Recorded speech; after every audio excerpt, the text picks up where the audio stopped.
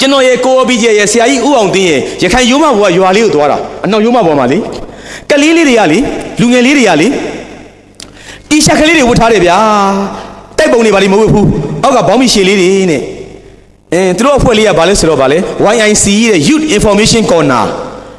ပလိုက်တာလူငယ်လေးတွေပေါ့တချင်းတက်ဆိုရတဲ့ခါကြလေတချင်းတက်ဆိုတဲ့စင်ပေါ်မှာကျွန်တော်မဟုတ်ခင်ပါမြမအတန်တချင်းလေးဗျာကြက်တည်ရှိလိုက်တာနှလုံးသားကိုအလှဆင်ပါလူတို့နှလုံးသားအမုန်းမပွားကြွယ်မြစ်တာဆွပြင်းချစ်ပန်းလှိုင်ကြွယ်အကျဉ်းသာတရားတွေထားမှစိတ်ထားမြတ်မယ်အသဲမှာအေးအေးစာွယ်အမျက်သာတွေးတွေးစာွယ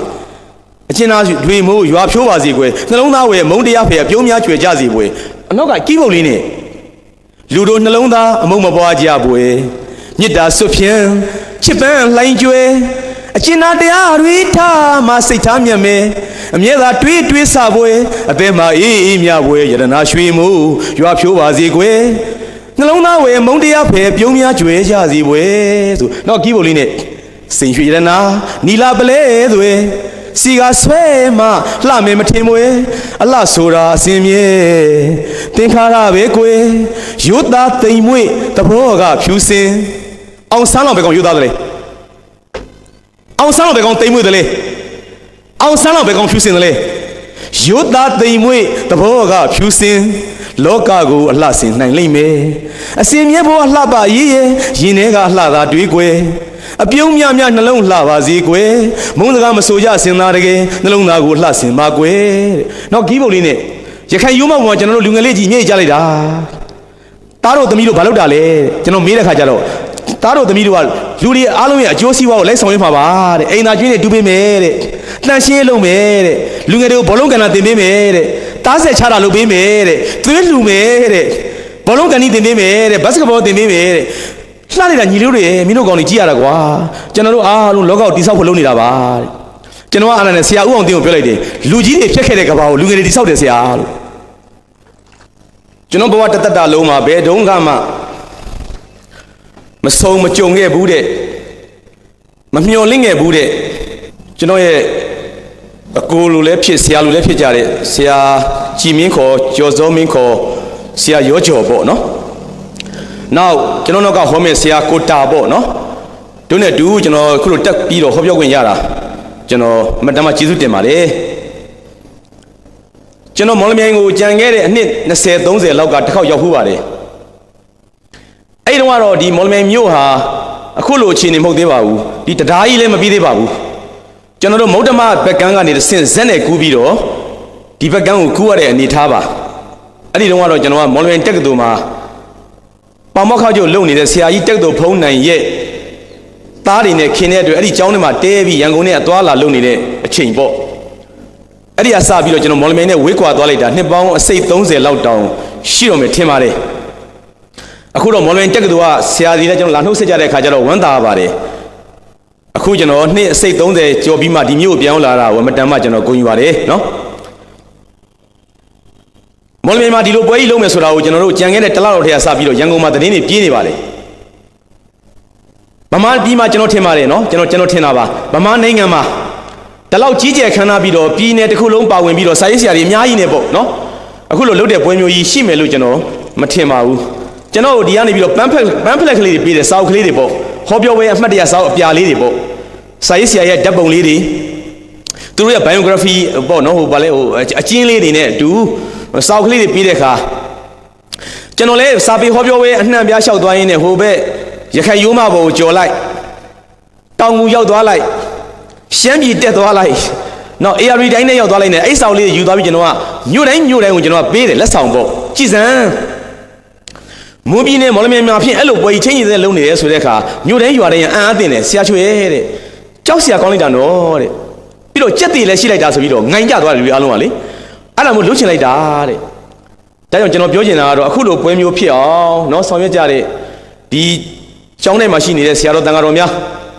မွန်ပြည်နယ်မှာရှိနေတဲ့တာဝန်ရှိပုဂ္ဂိုလ်များဒီပွဲမိတ်ချပေးတဲ့အရာရှိရာခံများပြီးတော့ဒီကိုကြွားကိုအားပေးကြတဲ့စာရေးဆရာမကျွန်တော်ရဲ့ညီကိုမောင်နှမများပြီးတော့ဒီပွဲခင်းတွေကိုတက်ရောက်လာကြတဲ့မွန်ပြည်နယ်ကစာပေရှိသူမိတ်ဆွေများအားလုံးเนาะစိတ်ကျမ်းမာခြင်းကိုယ်ကြီးချမ်းသာခြင်းများနဲ့ပြည့်စုံကြပါစေလို့ကျွန်တော်ဒီကနေပြီးတော့မေတ္တာပို့ပါတယ်เนาะဒါ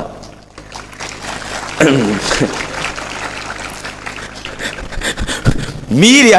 ကတားထိုးထားတော့ကျွန်တော်ပိဿက်ကိုဘာမှမမြင်ရဘူးကောင်းပါလေနော်ပိဿက်ကပြန်သွားလဲကျွန်တော်ဟိုစိတ်အားငယ်စရာမလိုတော့ဘူးနော်ရှိနေလဲစိတ်အားတက်စရာမလိုတော့ဘူးပြီးတော့ပိုဆိုးသွားတာဟိုဘက်ကနေပြီးတော့ကျွန်တော်တို့ projector နဲ့ထိုးပြီးတော့အယုတ်ကြီးတွေပြထားတယ်နော်မပြထားတာပေါ့ဒီမှာဆိုရင်တော့ကျွန်တော်ဝေးရလှမ်းကြည့်ရင်တော့လူတွေကကြည့်ကောင်းတယ်လို့ဘာလို့ပေါ့ဗျာလူကြောလေးလို့ဘာလို့ထင်မှာပေါ့ဟုတ်ဘူးလားဟိုဘက်ကိုသွားကြည့်တဲ့အခါကျတော့အယုတ်ကြီးအကြီးဆိုတော့စိတ်ပြိန်လည်းပြတ်မှာပေါ့အဲ့ဒါကြီးကိုဖယ်ထားပြီးကျွန်တော်ဘက်ကိုပဲတဲ့တဲ့ကြည့်ရင်ပိုခေါင်းမှာပိုကြက်တည်ရှိမှာပါအဲ့ဒါရေကြောက်စရာကြီးပေါ့နော်ကျွန်တော်ဒီနေ့ညပေးထားတဲ့ခေါင်းစဉ်ကနှလုံးသားကိုလှဆင်ပါလို့ပေးထားပါတယ်ကျွန်တော်နော်နှလုံးသားပေါ့စိတ်ပေါ့နော် mind ပေါ့ mental ပေါ့ spirit ပေါ့ soul ပေါ့နော်ဒီဟာလေးတွေကိုကျွန်တော်လူတွေကျွန်တော်တို့နိုင်ငံသူနိုင်ငံသားများစိတ်ထားလှပစေခြင်းတဲ့အတွက်ကျွန်တော်ဒီခေါင်းစဉ်လေးပေးထားတာပါနှလုံးသားဆိုတော့ဘာနဲ့ဆိုင်မလဲဆိုတော့ကျွန်တော်တို့ယတစာပေနဲ့ဆိုင်မှာပေါ့နော်ကျွန်တော်နှလုံးသားကိုပြင်တာကတော့ယတစာပေမှတပါဘာမှမပြင်နိုင်ဘူးပေါ့ကြက်မွေးမြူနည်းဆိုတဲ့စာအုပ်ကကျွန်တော်တို့နှလုံးသားကိုမပြင်နိုင်ပါဘူးတယ်လီဗီရှင်းပြင်နည်းဆိုတဲ့စာအုပ်ကလည်းကျွန်တော်နှလုံးသားကိုမပြင်နိုင်ပါဘူးဝက်မွေးမြူနည်းဆိုတဲ့စာအုပ်ကလည်းကျွန်တော်နှလုံးသားကိုမပြင်နိုင်ပါဘူးကျွန်တော်တို့ရဲ့နှလုံးသားတွေကျွန်တော်တို့ရဲ့စိတ်တွေကိုပြင်နိုင်တာကတော့ယတစာပေပဲဖြစ်မှာပေါ့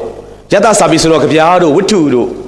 ဒီပြင်ချက်ကားတွေ့မှဆိုတချင်းတို့ရုပ်ရှင်တို့အကုန်ပါနေတာပေါ့နော်ဒီနှလုံးသားကိုပြင်တာပေါ့ဒီမှာဆရာတော်တန်ခါတော်များလည်းရှိနေရတော့ကျွန်တော်တခွန်းတော့ဥပမာပေးချင်ပါလေမန္တလေးမြို့ကိုကျွန်တော်တို့သွားတဲ့အခါမန္တလေးမြို့ရဲ့ဒီဘက်တောင်ဘက်မှာမြို့တစ်မြို့ရှိတယ်အမရပူရမြို့ပေါ့ကျွန်တော်လည်းမန္တလေးတက္ကသိုလ်မှာအများကြီးကျင်လည်ခဲ့ဘူးတယ်အဲ့ဒီအမရပူရမြို့ကိုကျွန်တော်တို့ကဘာခေါ်လဲဆိုတော့တောင်မြို့လို့ခေါ်တာပေါ့ကျွန်တော်မန္တလေးသားတွေမေးရတယ်ဘာဖြစ်လို့တောင်မြို့ခေါ်တာလဲလို့ဆရာချိုကလည်းလွယ်လွယ်လေးပေါ့ဗျာတဲ့အရှင်းနောက်တောင်မြောက်ပေါ့ဗျာတဲ့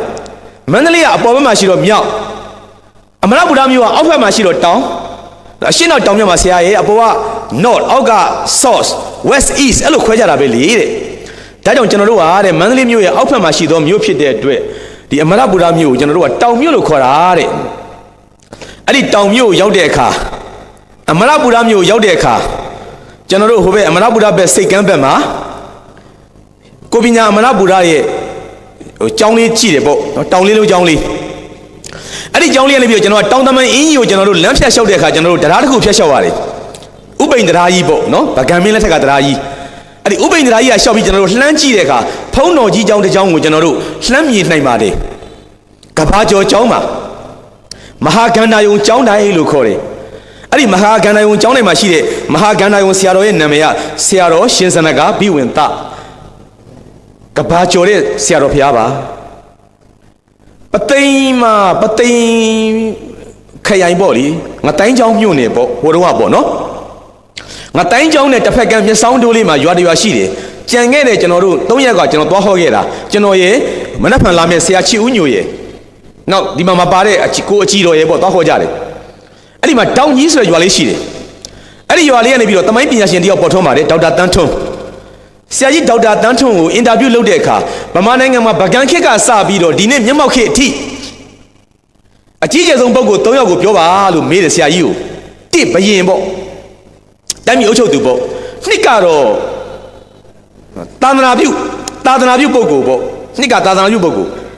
သုံးကတော့ခေတ်သစ်မှာရှိနေတဲ့နိုင်ငံခေါင်းဆောင်လို့မေးတဲ့အခါဆရာကြီးဒေါက်တာတန်းထွန်းကဘာဖြေလဲဆိုတော့ဘယင်ဆက်မှာသူရွေးတာနံပါတ်1ကတော့သူရွေးတာဘိုးတော်ဖရာတဲ့ထူးဆန်းနေနော်ဒါကျွန်တော်တို့နဲ့မဆိုင်တဲ့ကိစ္စပါနှစ်ကဘာရွေးလဲဆိုတော့သာသနာပြုပုဂ္ဂိုလ်ရွေးတဲ့ခါကျသူကရှင်စနကဘိဝင်သားကိုရွေးတယ်တက်တရလူပုဂ္ဂိုလ်ထဲမှာကျတော့သူကဘာရွေးလဲဆိုတော့ဒေါက်တာတန်းထွန်းကကိုအောင်ဆန်းနဲ့ဗိုလ်ချုပ်အောင်ဆန်းဘယင်ထဲမှာဘိုးတော်ဖရာကိုလာပြန်မပြိုင်နဲ့တဲ့သာသနာပြုပုဂ္ဂိုလ်ထဲမှာဆိုရင်လည်းရှင်စနာဘိဝင်သားကိုလာမပြိုင်နဲ့တဲ့နိုင်ငံခေါင်းဆောင်ထဲမှာဆိုရင်လည်းဗိုလ်ချုပ်ဆိုတဲ့သူတွေထဲမှာအောင်ဆန်းကိုဘာကောင်းမှလာမပြိုင်နဲ့တဲ့တယောက်တည်း only one in our history ကျွန်တော်တို့နိုင်ငံသမိုင်းမှာအောင်ဆန်းမှာတပါဘာမှမရှိလို့ပြောတယ်ပေါ့လက်ခုပ်တွေဆွတ်တီးနေတယ်နော်မွန်ပြည်နယ်ကလူတွေကြောက်เสียကြီးကျွန်တော်ရဲ့အမတန်ခင်မင်းရတော့ဟိုတလောလေးရတယ်ကျွန်တော်နဲ့ရခိုင်ရိုးမှာပေါ်တက်တဲ့ဆရာကြီးအသက်84နှစ်ရှိပြီဖြစ်တော့ဆရာကြီးဦးအောင်တင်းစကားနဲ့ပြောရမယ်ဆိုရင်တော့လက်ခုပ်တီးကကြောက်เสียကြီးกว่าတယ်မင်းအဲ့အတန်တွေကတို့မင်းဒုက္ခပေးတာတဲ့ငါတို့ကျူးလွန်နေအမှုကတော့ဗာလေတေမမှုတယ်လက်ခုပ်တီးတော့ရာဇဝတ်ဖြစ်သွားတော့တယ်အဲ့လိုဖြစ်ကုန်မယ်နော်ဒါမှတော့အဲ့တော့ဒီဆရာကြီးဒေါက်တာတန်းထွန်းကလေဟိုကျွန်တော်တို့ခုနပြောခဲ့သလိုပေါ့၃ယောက်ရွေးခိုင်းတဲ့အခါဘိုးတော်ဖရာရဲ့ဗိုလ်ချုပ်ဆိုင်ခဏဖယ်ထားလိုက်ရှင်စနာကဘိဝင်သားကိုသူတိတ်ကြိုက်တာပဲတဲ့တိတ်ကြည်ညိုတာပဲတိတ်လေးစားတာပဲတဲ့ ကျွန်တော်လည်းအဲ့ဒါနဲ့ရှင်သန္တာဘိဝင်သားစာအုပ်တွေရှောက်ဖတ်တဲ့အခါဘာသွားတွေ့လဲဆိုတော့ရှင်သန္တာဇန္နကဘိဝင်သားဟာမနဲ့မိုးလင်းလို့အာယုံတက်တဲ့အခါအာယုံဆုံးမစားခင်မှာသူ့ရဲ့တန်ဃာတော်အပေါင်းကိုသူကအမြဲတမ်းနန္ဒခင်ဩဝါဒပေးတယ်ပေါ့လူလို့ဆိုရင်တော့မိန်ကုန်းပြောတယ်ပေါ့ဗျာစကားပြောတယ်ပေါ့အဲ့ဒီအချိန်မှာသူဘာပြောလဲဆိုတော့အနုပညာသိဆန္ဒပဲနော်သိချစ်ဆရာကောင်းတယ်မယ်ဆရာတော်ဖေဟာဘုန်းကြီးတို့တဲ့ဘုန်းကြီးတို့လိုက်ပြီးတော့တရားဟောနေတာဟာတိတ်ပြီးတော့အလုံးမဖြစ်ပါဘူးတဲ့ဘုန်းကြီးတို့တရားဟောနေတဲ့စာရင်တဲ့မေရှင်တို့မာမာအေးတို့ဆိုတဲ့သချင်းတွေကလူတွေကိုတဲ့ပို့ပြီးတော့ဗုဒ္ဓဘာသာကိုကြီးညိုစေတယ်တဲ့အဲ့ဒါအနုပညာတဲ့ကျွန်တော်အဲ့ဒီစကားသိကြိုက်တာပဲဆရာတော်ဘုရားတွေတရားဟောတာလည်းကောင်းပါပေါ့ဗျာသို့တော်တရားဆိုတာ6တိ6ကဖြစ်နေတဲ့ခါကျလူတွေကစိတ်မဝင်စားညောင်းတာညာတာဟိုလှက်ဒီလှက်ဖြစ်မှာပေါ့ဘုရားရှင်ကိုဘယ်လောက်ပဲကြီးညိုအောင်ပြောကျွန်တော်တို့သိပြီးမကြီးညိုနေပြီးသိပြီးတော့ရင်ထဲမှာသိမရောက်ဘူးပေါ့သို့တော်လည်းဆိုကြပါစို့တိဋ္ဌာမင်းသားအသက်29နှစ်မှာတောထွက်တယ်သူ့အဖေသုရောဒနာသူ့အမေဘင်းတော်မာယာသူ့ကိုမွေးမွေးချင်းပြီးဗါလဲနေဆိုင်ရတဲ့အခါကျတော့မိတွေးတော်ဂေါတမီကသူ့ကိုထိန်းသိမ်းရတယ်နောက်ရတော်တရားနဲ့လက်ဆက်တယ်သားတော်ရာဟုလာကိုမွေးဖွားတယ်အသက်29နှစ်မှာတောထွက်တယ်ဒါအကျဉ်းပေါ့အကျဉ်းပြောလိုက်တာပေါ့6နှစ်တိုင်ဒုက္ခစရိယာကျင့်တယ်ဒုက္ခစရိယာကျင့်တော့လေဒုက္ခရပေါ့နော်ခက်ခဲသောအကျင့်ပေါ့စရိယာအကျင့်ဆိုတော့လေခက်ခဲတဲ့အကျင့်ပေါ့ခက်ခဲသောအကျင့်များကို6နှစ်ကျင့်ပြီးတဲ့အခါကျတော့တရားမရတဲ့အတွက်သူကသူ့ကိုယ်သူအတိတ်တရားဝင်လာပြီးတော့တောင်ဆက်ကိုလာပြီးတော့ရေတောက်တယ်ရုပ်ရှင်မှာပါပါတယ်နော်ကျွန်တော်တို့ဗာလေအကောင်းဟောလိဝုဒ်မင်းသားဘယ်လိုလဲကီနူရီနော်ကီနူရီရိုက်ထားတဲ့ Little Buddha ဆိုတဲ့ကားလေးမှာပါပါတယ်အဲ့မှာသူ့စာတာကတ်တဲ့ကနာနုဆုံးဟိုဖုံးပေးပြီးတဲ့တကားလားမလျှော်မတင်စောင်းကြိုးညှင်းတဲ့ကဲ့သို့ဒီညတော့ငါတရားကျင့်မယ်ဆိုပြီးတော့သူဖျားဖြစ်မဲ့ညောင်မင်းအောက်မှာပဲသူစံမြန်းဖို့ကြံတယ်မြက်ထမ်းသမားလေးကမျက်ရှစ်စုပ်ကိုပေးတယ်မျက်ကိုလက်နဲ့ရှစ်စုပ်ပေးတာအဲ့ရှစ်စုပ်ကိုဘောဒီပင်နဲ့ရွှေပလင်းဘောဒီပင်အောက်မှာသူကကျဲလိုက်တဲ့ခါကျတော့14တောင်လက်နဲ့အတောင်ပဲဆိုရင်အတောင်14တောင်ကျဲဝင်းနေတယ်အဲ့ဝိုင်းဝိုင်းကြီးနဲ့နောက်ကဘောဒီပင်တွေကတက်လန်ကွာတယ်ကျွန်တော်ဒီလိုကာထားဆိုတက်လန်ကွာတာပေါ့အဲ့ဒီညမှာဖျားမဖြစ်သမျှငါမထတော့ဘူးဆိုပြီးတော့ဇန်တမာဘတ်ဝင်စားလိုက်တာအဲ့ဒီညင်ဥယံမှာတင်ပဲသူကဖျားအဖြစ်ကိုရရှိတယ်ပေါ့ဒါအကျမ်းပြောတာပါအဲ့ဒီလိုတရားတွေရှောက်ဟောတဲ့အခါကျရင်ကျွန်တော်တို့ယင်နဲ့သိမရောက်ဘူးအဲ့တော့တချင်းလို့ဆိုတဲ့အခါကျတော့ကျွန်တော်ယင်နဲ့တန်းရောက်တာပဲနော်ဆိုကြပါစို့အဲ့တချင်းကိုနီနီဝင်းရွှေလဲဆိုဘူးတဲ့ထင်တယ်ကျွန်တော်မမအေးလဲဆိုဘူးတဲ့ထင်တယ်ဆိုတော့ဒီတော့အများကြီးဆိုဘူးမှာပေါ့မဟာဘောဒီပင်နဲ့တလန်ကွာပါသည်စัจ java လာငြိမ်သက်လို့မျက်ရှိစုပ်ကျဲတော်မူလေပြီ34တောင်ကျေဝင်းပါတဲ့ပလင်တော်ပေါ်ထွန်းလာသေးသည်ဖယားမဖြစ်သမျှငါမထတော်ပြီဟုလုံလာဥဒ္ဓဟာစုံကြီးဘောရီပင်ရွှေပလင်ထဝဲဖွဲ့ခွေစံနေတော်မူသည်ဘဂဝါဇိနရှင်သည်တဏှာရှိသမျှစင်တော်မူသည်အပရဇိတပလင်ကိုတဲ့အောင်မြင်တော်မူသည်ရှင်နဲ့ကိုတန်းရောက်တယ်နော်ကျွန်တော်သိချစ်တဲ့ကျွန်တော်ရရင်ယူခြင်းသေးတယ်နီနီဝင်းရွှေဆိုထားတယ်နော်ဆိုပါတယ်သူကနီနီဝင်းရွှေဆိုတယ်နော်ရင်ထဲကိုနော်တန်းရောက်တာပဲနော်ကြည်ညိုလိုက်တာလက်ဦးလေးတော့ချီမိရဲ့ကျွန်တော်သိလာ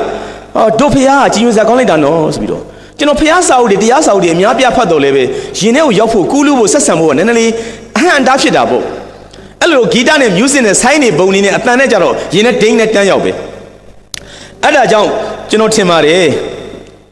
်မန္တလေးမြို့တောင်ဘက်ကတောင်မြို့လို့ခေါ်တဲ့အမရပူရမြို့ကမဟာကန္နာယုံဆရာတော်ရှင်စန္ဒကဘိဝင်သားကသူ့ရဲ့တန်ဃာတော်များအပေါင်းကိုမနေ့ခင်းဩဝါဒပေးတဲ့အခါဘုန်းကြီးတို့တရားတွေဟောနေတာထက်မေရွှင်တို့မေဆွီတို့မမအေးတို့ဆိုတဲ့တခြင်းတွေကရင်ထဲပူရောက်တယ်ဘုန်းကြီးတို့ရဲ့ဆိုတာဟုတ်မှာဒါအမှုပညာရဲ့စွမ်းအားပေါ့နော်အမှုပညာရှင်များဟာအောက်မှာလဲစာရေးဆရာတွေအများကြီးထိုင်နေပါတယ်ကျွန်တော်ရဲ့မောင်နှမတွေဖြစ်တဲ့စာရေးဆရာမဂျူလေအောက်မှာငုတ်တို့ကြီးထိုင်နေတယ်သူမပြန်သေးဘူးကျွန်တော်သူ့ကိုလိုက်စနေတာတကယ်မောင်နှမအရင်ခောက်ဒီတိုင်းပဲကျွန်တော်တို့ရှောက်သွားကြတာနော်ကြံခဲ့တဲ့၄-၅နှစ်ကပုတ်ပါတောင်ချီရောက်တာမဂျူးနဲ့ကျွန်တော်နဲ့ကြောက်ပတောင်းသွားကြတာမလေးသူ့ကိုကျွန်တော်အရက်တွေပဲတိုက်ခဲ့သေးတယ်အဲ့ဒီမှာလေကျွန်တော်ရဲ့မောင်နှမတွေကျွန်တော်လိုက်စနေတာကြံခဲ့တဲ့9နှစ်လောက်ကထင်တယ်ကျွန်တော်ရဲ့ဆရာမဂျူးရဲ့ကိုဖေညစ်ရဲ့ကိုချစ်ဦးညိုရဲ့မနေ့မှလာမယ်ကိုချစ်ဦးညိုရဲ့ကျွန်တော်နဲ့မကြခင်ကမှတောင်ကူကပြန်လာတာမလေးမဂျူးလို့ကျွန်တော်ကြောက်ပတောင်းမှာဟောပါဦးပုတ်ပါတောင်ချီရောက်ကြပြီကျွန်တော်တို့ guest house မှာထားတာဝိုင်တိုက်တော့မကျွရဲ့ဝိုင်လေးတောက်ပါလားဆိုတော့ဆရာလည်းကျွန်မမတော့ချင်မူးမှာကြောက်လို့တဲ့သူကလည်းမိန်းကလေးဆိုတာအဲ့လိုပေါ့အဲ့ဒီနေ့ကတော့ဗျာနင်းနဲ့နှွဲ့တာပေါ့နော်ဆရာမတောက်ဆမ်းပါလို့ဆရာလည်းမူးမှာကြောက်တယ်တောက်ချင်ပါဦးမာညာပေါ့ဗျာအဲ့လိုလေးပေါ့နော် ကျွန်တော်လည်းအဲ့မှာနေမရဘူးကျွန်တော်ဇွတ်တီကိုသမားကျွန်တော်ပြောမယ်ဝိုင်းဆိုတာမိန်းကလေးတွေတောက်တယ်ကလောမှာလည်းဝိုင်းတောက်တယ်အောင်ပန်းမှာလည်းဝိုင်းတောက်တယ်တောင်ကြီးမှာလည်းဝိုင်းတောက်တယ်ကျွန်တော်တို့ကလောအောင်ပန်းသွားဟောတဲ့အခါရှမ်းနေရကျွန်တော်ဒါနဲ့အခန့်တာပဲဆရာမတောက်ရမယ်ဆရာမနိုင်ငံကဘာလှည့်နေတဲ့စာရေးဆရာမတယောက်ကဝိုင်းလောက်ကိုကြောက်နေလို့ဖြစ်မလား international ဆိုဆရာမရဲ့ဆရာမဗမာနိုင်ငံနဲ့ပြီးတဲ့မိမမဟုတ်ဘူးကဘာနဲ့ချီတဲ့မိမတောက်ရမယ်ဟုတ်လားအဲ့ဆိုတောက်မယ်တဲ့သူကလည်းကဘာနဲ့ကြိုက်ထုတ်တော့သူလည်းကြောက်သွားတယ်မှာလေဒီတိုင်းတော့မတောက်ရဘူးဆရာရဲ့တကယ်အဲ့ဒါဆိုရင်လည်းကျွန်တော်စတော်ဘယ်ရီလေးခုပြင်တောက်မလားဆိုတော့တောက်မယ်တဲ့သူကအဲ့ဒါနဲ့ပုတ်ပါတောက်ကြီးရဲ့ဘေးနားမှာတစ်ပင်တွေကများတာဘူးနော်စတော်ဘယ်ရီလေးစိုက်ထားတယ်အများကြီးပဲနီနီရဲလေးတွေຫນွယ်ကျိုးလေးတွေနဲ့စီထားသူပဲဒီမီဒီလေးတွေစီထားတဲ့အတိုင်းပဲနော်ကျွန်တော်အဲ့5 6လုံးခူးရေလေးတွေဗာလေးတွေဆေးပြီးတဲ့ခါကျသူ့ရဲ့ဝိုင်ခွက်ထဲကိုကျွန်တော်ညှစ်ထည့်ရှင်သွားအောင်ပေါ့ဗျာပြီးတော့ဆရာမတောက်လက်ဆန်တစ်ခွက်ဆိုတော့ဝိုင်နဲ့စတော်ဘယ်ရီနဲ့ဆိုတော့ချင်းစုပ်စုပ်လေးသူတောက်ကောင်းတယ်ထင်ပါလေကောင်းလိုက်တာလေနောက်တစ်ခွက်တဲ့ခတ်တိုက်ကောင်းလိုက်တာလေနောက်တစ်ခွက်ဘဲရမလဲမူးတာဘောသူလေဟုတ်တယ်မလားဆရာတဲ့ကျမဒီညစာပေဟောပြောပွဲမှာမဟောကျင်တော့ဘူးတော့ဘာညာအဲ့လိုဖြစ်လာတာပေါ့ဗျာအဲ့ဒါနဲ့သူ့ကိုအသာလေးထားခဲ့ပြီးနောက်မှကဲကျွန်တော်တို့အားလုံးဟောပြီးမှဆရာမလာပြီတော့ဆရာချီဦးညိုနံပါတ်1နံပါတ်2ကကျွန်တော်နံပါတ်3ကကိုဖေပြင့်နော်ပြီးတော့မှနံပါတ်ပါမယ်ကိုဖေပြင့်ကြီးပေါ့ပြီးတော့မှဆရာမကိုလာခေါ်မယ်ဆိုပြီးကျွန်တော်ပြန်လာခဲ့ကြကျွန်တော်အဲ့လိုဒုက္ခပေးတာရှမ်းပြည်သွားတဲ့အခါကျရင်လဲဆရာကြီးဆရာမကြီးဒေါခင်ဆွေဦးအသက်ကြီးပါပြီနော်ဒေါခင်ဆွေဦးဆိုတာနာမည်ကြီးဆရာမကြီးပေါ့ကျွန်တော်ငယ်ငယ်ကသူ့ဆောင်တွေဖတ်ခဲ့ရတာနော်ဆရာမကြီးမင်းစောစောထပြီဝိုင်းတောက်ကြည့်စမ်းတောက်ကြည့်မယ်ဆရာချိုးကိုသားချိုးတဲ့သူကကျွန်တော်အကြိုက်တယ်ကြောတယ်ကျွန်မ3လုံးဝယ်ပေးတယ်ရန်ကုန်အတွက်တယ်မလေးမလွယ်ဘူးနော်နောက်ရုပ်ရှင်မင်းသားကိုကျော်သူတို့နဲ့တွဲပြီးတော့နာရေးကိုညီမိုးတင်းလုံနေတဲ့စာရေးဆရာမတယောက်ရှိပါတယ်ပရဟိတစာရေးဆရာမမတ်တမ်းမြင့်အောင်သူ့လည်းကျွန်တော်ရှမ်းပြည်များလို့တိုက်တာပဲကြိုက်တာပဲသူကနောက်ဝဲမယ်အဲ့ကျွန်တော်စောက်လေးတုပ်ရေးဖို့ပြင်းနေတယ်လုံချင်းစောက်လေးတုပ်မကြခင်ထွက်မှာပါကျွန်တော်ရက်တက်ခဲ့တော့မိမများဆိုတာလေစောက်ထွက်ပါတော့မယ်1ကမတ်ယူပေါ့ဗျာ2ကမတ်တမ်းမြင့်အောင်3ကပုံညခင်4ကရာသက်ပံငါလို့ကျွန်တော်လှုပ်မလို့ထိုက်စနေတာနော်အလကားပါဟိုပေါ့နော်ပျော်စီပြက်စီကျွန်တော်ပြောတာပါပေးတယ်လဲအာယုန်ကြီးညောင်းညာနေသလားလို့တခါစကားပြောရင်းနဲ့ကျွန်တော်တို့ break လေးတွေခံပြရတဲ့အနားလေးတွေပေါ့အာယုံရောလေးတွေပြေသွားအောင်ကျွန်တော်စကားပြန်ဆက်ပါမယ်ခုနကကျွန်တော်ပြောသလိုပဲပေါ့နော်ကျွန်တော်တို့တွေဟာတဲ့နော်နှလုံးသားတွေကိုကျွန်တော်တို့လှပအောင်ပြုပြင်တဲ့နေရာမှာအနုပညာလိုပါတယ်ဒါကိုကျွန်တော်တို့ရဲ့ဗုဒ္ဓဘာသာမှာထင်ကြရပုဂ္ဂိုလ်ဖြစ်တဲ့ဆရာတော်ဘုရားဖြစ်တဲ့တောင်မြို့ဆရာတော်ရှင်စနကဘိဝင်သားကဘင်းလျင်သူ့ရဲ့ဆရာတော်တန်ဃာတော်များအားလုံးကိုသူဆုံးမခဲ့ပါတယ်တို့တွေတရားဟောနေတာထက်တခြင်းနေရာပိုထိရောက်တယ်ယဟန်တို့တဲ့ဆိုတကယ်ဟုတ်ပါတယ်လူပညာဟာလူရဲ့နှလုံးသားကိုပြောင်းလဲစေတာဟုတ်ဒါကြောင့်ကျွန်တော်ကဒီနေ့ခေါင်းစဉ်ပေးထားတာနှလုံးသားကိုအလှဆင်ပါကျွန်တော်စိတ်တွေနှလုံးသားတွေကိုရိုးသားစေခြင်းနဲ့ဖြောင့်မတ်စေခြင်းနဲ့နူးညံ့စေခြင်းနဲ့စာနာတဲ့တရားတွေကြီးစိုးစေခြင်းနဲ့ဒီခေါင်းစဉ်လေးကျွန်တော်ပေးပြီးတော့ကျွန်တော်ဖတ်ဖို့မှတ်ဖို့တဲ့စာလေးတွေနဲ့ပါကျွန်တော်ပြောပြမှာပါကျွန်တော်တခုသွားတရိရတယ်နော်တခုတရိရတယ်ကျွန်တော်တို့တိုင်းပြည်ဟာနှလုံးသားကိုအလှဆင်ပါဘာညာတယောက်နဲ့လူသားတယောက်နဲ့တယောက်နဲ့စာနာပါဘာညာပြောတာပြောနေတယ်တကယ်ကျွန်တော်တို့တိုင်းပြည်မှာအဲ့ဒီစာနာခြင်းတရားတွေကဟိုးကပိကဘာတွေကဖွံ့ဖြိုးတိုးတက်ခဲ့တာပါမိများမိနေလားမသိဘူးကျွန်တော်တို့နိုင်ငံကိုဦးဆောင်ပြုခဲ့သောဗိုလ်ချုပ်အောင်ဆန်းလောက်စာနာတဲ့တရားရှိတဲ့လူနှလုံးသားလှတဲ့လူကဘာမှရှိနိုင်ပါမလာ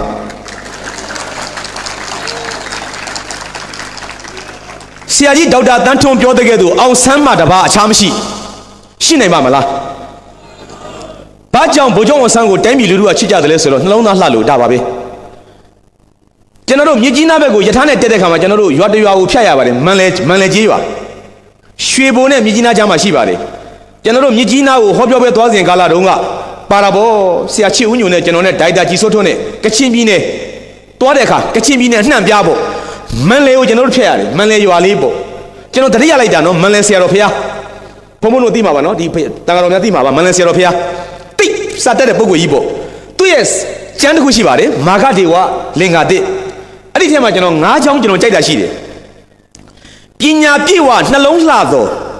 ကိစ္စကြီးငယ်စောက်တဖွဲ့လင်းတဲ့ကျင်းကျယ်ထွင်းဖောက်ဖြတ်တောက်လိုရာပြီးနိုင်စွာဤတိတ်ကြိုက်တာပဲပညာပြည့်ဝနှလုံးလှသောလူမှာနှစ်ခုလိုတယ်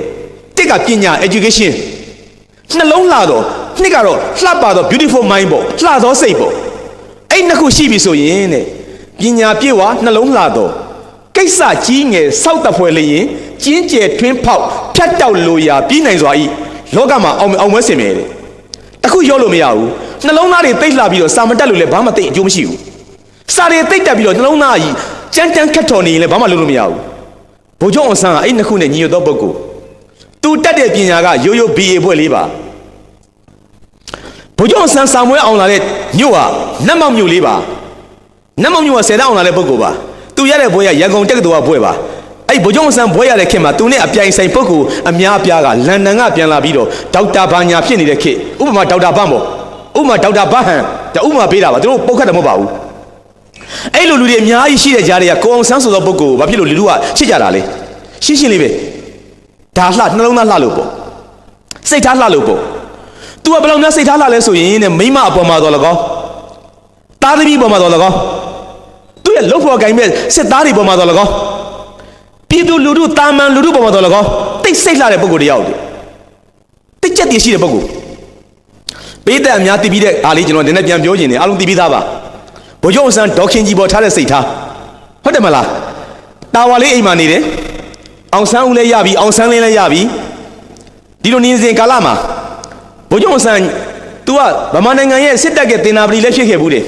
ဖဆပါလာဖွဲ့တဲ့ကဖဆပါလာရဲ့ဥက္ကဋ္ဌလည်းဖြစ်နေပြီလွတ်လပ်ရေးကြိုးပမ်းနေစဉ်ကာလလွတ်လပ်ရေးရဖို့2နှစ်3နှစ်ပဲလိုတဲ့ကာလမနေ့အိယာနိုးလာတဲ့အခါကျတော့ညတိုင်းပြည်ရဲ့တာဝန်နေနဲ့အေးမဟုတ်တဲ့အခါကျတော့နိုးလာပြီပြန်လဲမေးရင်တယ်သို့တော့မနေ့ကျတဲ့အခါ तू ကယုံတက်ရမယ်အဲ့တော့မနေ့မိုးလင်းလင်းချင်း तू ကအစာတစ်ခုစားကျင်နေပေါ့ဗျာမနေ့စာပေါ့မနေ့ခင်းစာလေးပေါ့ဗျာ breakfast ပေါ့မွေးငါလေးဗာလေးထမင်းကြော်လေးဗာလေးတစ်ခုပေါ့နော်စားကျင်နေပေါ့အဲ့တော့စားကျင်တဲ့အခါကျတော့ तू ကပြန်တော့မေးမယ်သူကနေရဒီဘက်မှာဒေါခင်ကြီးကကလေး2ယောက်နဲ့ဟိုဘက်မှာအိတ်နေတာဟုတ်လှမ်းကြည့်တဲ့အခါကျတော့ဒေါခင်ကြီးကအသာလေးမင်းနေရှာတယ်တဲ့ तू ကညပင်မရှာတယ်လေယောက်ျားပြန်လာတဲ့အထိစောင့်ရထမင်းခုကျွေးရဗာကျွေးရဆိုတော့ဘလောက်များဘုံကျုံဆန်းမိမပေါ်စာနာတဲ့တရားရှိလဲဆိုရင်ခြေထောက်နဲ့ဗာနဲ့ကန်ကက်လက်နဲ့ရိုက်ပုံမနှိုးဘူးတဲ့ဗျာမခင်ကြီးထမနေ့ကျရင်ငါ့အတွက်ဗာပြင်ထားတဲ့ဗာညာဒီလိုမရှိဘူးတဲ့အချောင်းလေးအသာလှက်ကြည့်ပြီးတော့အော် तू လည်းပင်မရှာလိုက်တာငါနဲ့ရကပါငါမှလည်းစီးပွားရေးအဆင်မပြေတိုင်းပြည်ခေါင်းဆောင်ဖြစ်ပါလဲနဲ့ငါမှတိုက်လည်းမရှိကားလည်းမရှိရေတံမှုစက်ုံလည်းမရှိအရက်ချက်စက်ုံလည်းမရှိနော်7ကားကြီးတွေလည်းမရှိဘီလာမြေစက်ုံလည်းမရှိဟိုတယ်တွေဘာတွေလည်းမပိုင်စသည်ဖြင့်ပေါ့ဗျာ तू လည်းတွေးမှာပေါ့အဲ့ဒါနဲ့ तू ကမိမကိုကြည့်ပြီး तू တနာတယ်စာနာတယ်တဲ့စိတ်ထားသိလှတယ်နော်တကယ်ကို beautiful mind ပဲဘုရားဆန်းကတော့အဲ့ဒါနဲ့ဘာလို့လဲဆိုတော့မခင်ကြီးနိုးရင်နိုးလာခြင်းသူ့တဲ့ပြင်ဆင်လို့ရအောင်ဆိုပြီး तू ကစာလေးဆောင်ရေးတယ်ဒါအားလုံးသိတဲ့စာလေးပေါ့ဟုတ်တယ်မလားကြည်တဲ့ပဲပြုံနဲ့နံများလေးရရင်စားကျင်တယ်တဲ့အောက်ကအောင်ဆန်းပေါ့ပြီးလည်းပြီးတော့ तू ဓာကြီးစာလေးကို तू ကနှိုးပြီးမပေးမဲနဲ့ဒေါခင်ကြီးမြင်နိုင်တဲ့ဇပွဲကုံလေးပေါ်မှာဒါလေးချပြီးတော့အပေါ်ကဖိတဲ့ကြောက်တုံးလေးနဲ့ဖိထားတယ်သူပြန်ပြီးမေးတယ်အိတ်တယ်ပေါ့ဒေါခင်ကြီးမနဲ့မိုးလင်းလို့နိုးလာခဲ့တဲ့ခါကျရင်မျက်လုံးလေးမှလေးတက်ပြီးတဲ့ခါဇပွဲပေါ်လှမ်းကြည့်မယ်စာပေလေးတွေ့မယ်ဖတ်ကြည့်တဲ့ခါကျတော့ဩဒီစာလေးတွေ့မယ်ကြည်ပဲပြုံနဲ့နံပြရရင်စားကျင်တယ်အောင်ဆန်းကျွန်တော်ဒီစာလေးကဘုံကျုံဆန်းရဲ့နှလုံးသားကိုလှည့်ဟပြတဲ့စာလို့ကျွန်တော်ကထင်တယ်သူ့စာမှာအမိန့်ပေးတဲ့ဟာမပါဘူးतू အင်္ဂလိပ်စာနဲ့ပြောရင်တော့ तू ဘာပြောမလဲဘာဖက်တန်ခေါ်မလဲ if ဖက်တန်ပေါ့နော် if ဆိုတာဘာလဲဖြစ်ခဲ့လျင်ပေါ့ရခဲ့ရင်စားကျင်တယ်မင်းအစီပြေခဲ့ရင်ဈေးတောင်လာခဲ့ငါစောင့်နေမယ်ဘယ်တော့ဒီပွင့်ခဲ့ရင်မင်းကိုငါခူးပေးမယ်ကိုအစီပြေခဲ့ရင်ငါမင်းလေးကိုလာခဲ့မယ်ဒီလိုခက်လျင်ဆိုတာ तू ကတစ်ဖက်သားကိုညှာတာတဲ့စိတ်ပေါ့ရမယ် must မဟုတ်ဘူး तू ကဘယ်တော့ဘာကိုမင်းငါခူးပေးရမယ်မင်းမနေ့မှကျရင်ဈေးတောင်ကစောင့်ရမယ်မင်းငါအချစ်ကိုလက်ကိုလက်ခံရမယ်ဒီလိုမဟုတ်ဘူး तू ကနော်အမိန့်ပေးတာမပါဘူးအစင်များပြေခဲ့မယ်ဆိုရင်ပေါ့ကြည်တဲ့ပဲပြုံးတဲ့နံများလေးရရင်စားကျင်တယ်တဲ့အောင်ဆန်းဒီစာလေးဟာကျွန်တော်တို့နိုင်ငံမှာတမိုင်းဝင်စာလေးပေါ့အော်တို့အမျိုးသားခေါင်းဆောင်ကြီးဗိုလ်ချုပ်အောင်ဆန်းလွတ်လပ်ရေးခေါင်းဆောင်ကြီးဗိုလ်ချုပ်အောင်ဆန်းအသက်30စွန်းလေးနဲ့အသက်ကိုစွန့်ခွာသွားပြီးတော့ရက်ဆက်သူရဲ့တနတ်ပြောင်းဝမှာသွေးပွက်ပွက်ဆူရတဲ့အောင်ဆန်းဒီလူကဒီစိတ်လားနတ်မောက်သားဒီစိတ်လားကျွန်တော်ဒီတိုင်းကြည့်ခွေရတယ်လေ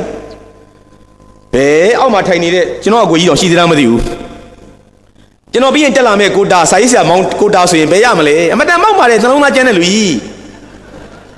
းသူမိမနာမည်ကျွန်တော်သိတယ်မမအေးကျွန်တော်သိတာပေါ့သူဆိုအဲ့လိုရေးပါမလားကဲရေးမထင်ဘူးစာရေးဆရာကိုတာကိုကျွန်တော်ဗိုလ်ချုပ်ကြီးခန့်လိုက်မယ်ဗျာလွတ်လပ်ရေးကျိုးပန်းစင်ကာလဗိုလ်ချုပ်နော်ကိုကြီးကမဟုတ်ဘူးသူဘယ်လိုရေးမထင်လဲတို့မအေးတို့မျိုးသမီးကျွန်တော်မမအေးခွာတို့မအေးတန်လွင်လန်းဝင်းတာမီယာကမာရုံမြို့နယ်ရန်ကုန်မြို့ နေဆွဲပါနေဆွဲဘယ်လောက်နေဆွဲမမြင်အောင်ဖြစ်နေတယ်ဒီနေ့31ရက်နေ့ဒီဇင်ဘာလ2020အကြောင်းအရာပဲပြုတ်နှင့်နံပြားဆိုင်ရန်ကိစ္စ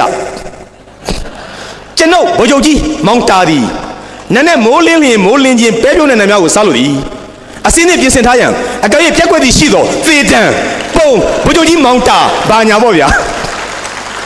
မမြင်ရဘူးကျွန်တော်မမြင်ရဘူးလက်နဲ့ခါကြည့်နေတာကျွန်တော်အဲ့လိုလှုပ်ရှင်လုံးမဲ့လူကြီးလားမသိဘူးဗျာနော်ကျွန်တော်မသိဘူးပြောတာနော်သူနှလုံးသားကျန်းလားပထော်လားခက်ထန်ကျန်းနေလားမကျွန်တော်မသိဘူ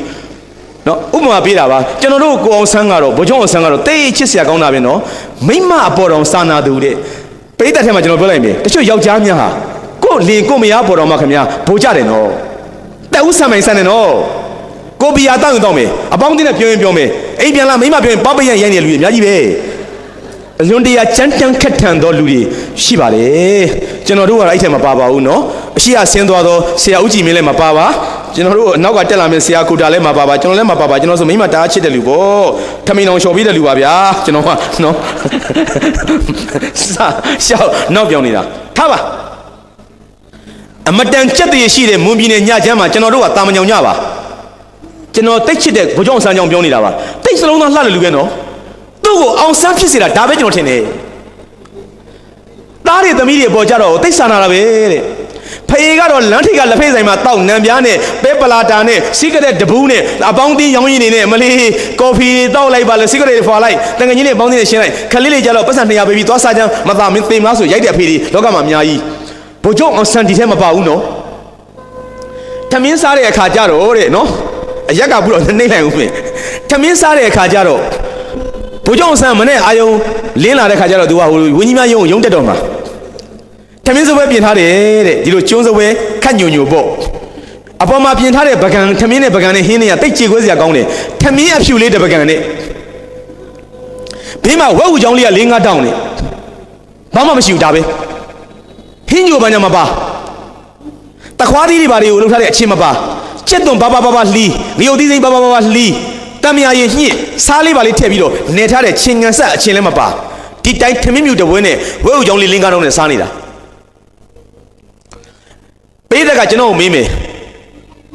မောင်တာချိုဆိုတဲ့စာရေးဆရာရက်ကွန်းညံကုန်းရည်စရာရေးတဲ့ကောင်မင်းကအဲ့ဒါမှီလို့လားဆိုတော့ကျွန်တော်လည်းဒိဗ္ဗစက္ခုညံရသူမဟုတ်ပါဘူးကျွန်တော်လည်းစာအုပ်စာပေဖတ်ပြောရတာပ